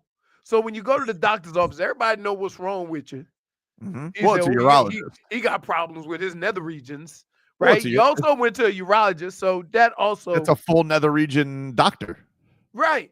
So you go to the nether region doctor, right? He goes, "It's normal." Not for me. Well, like, it's in his line of work. I mean, it'd be like podiatrist dealing with like gangrene or something like that. I don't know.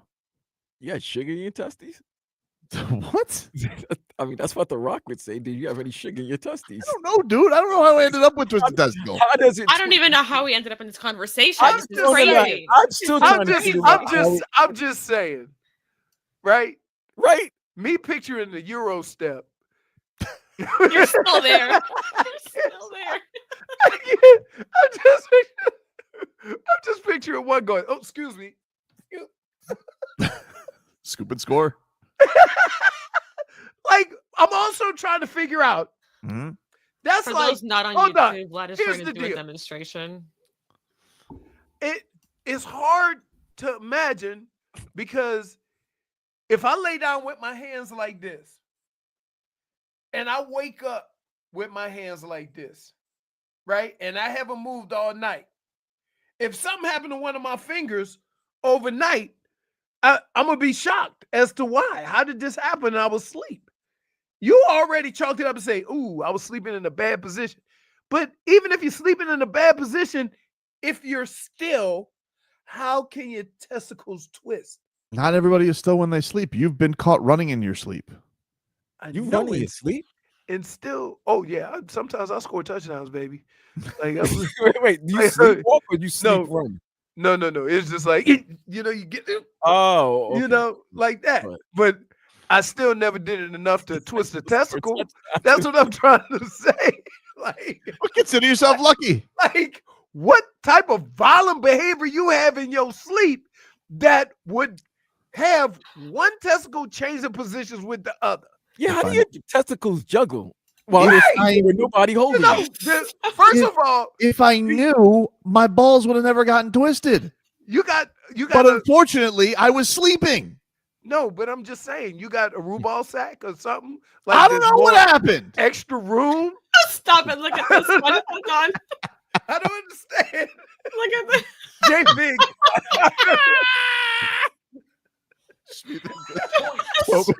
Tobin is such a redneck that his balls square hands when he sleeps. And that's our show, ladies and gentlemen. Ethan asked if Twisted Balls are performing at Rockville. Find out tomorrow. We'll talk to you guys then. Heard of rock the balls, but I've never heard of rock the balls, man. We're going down.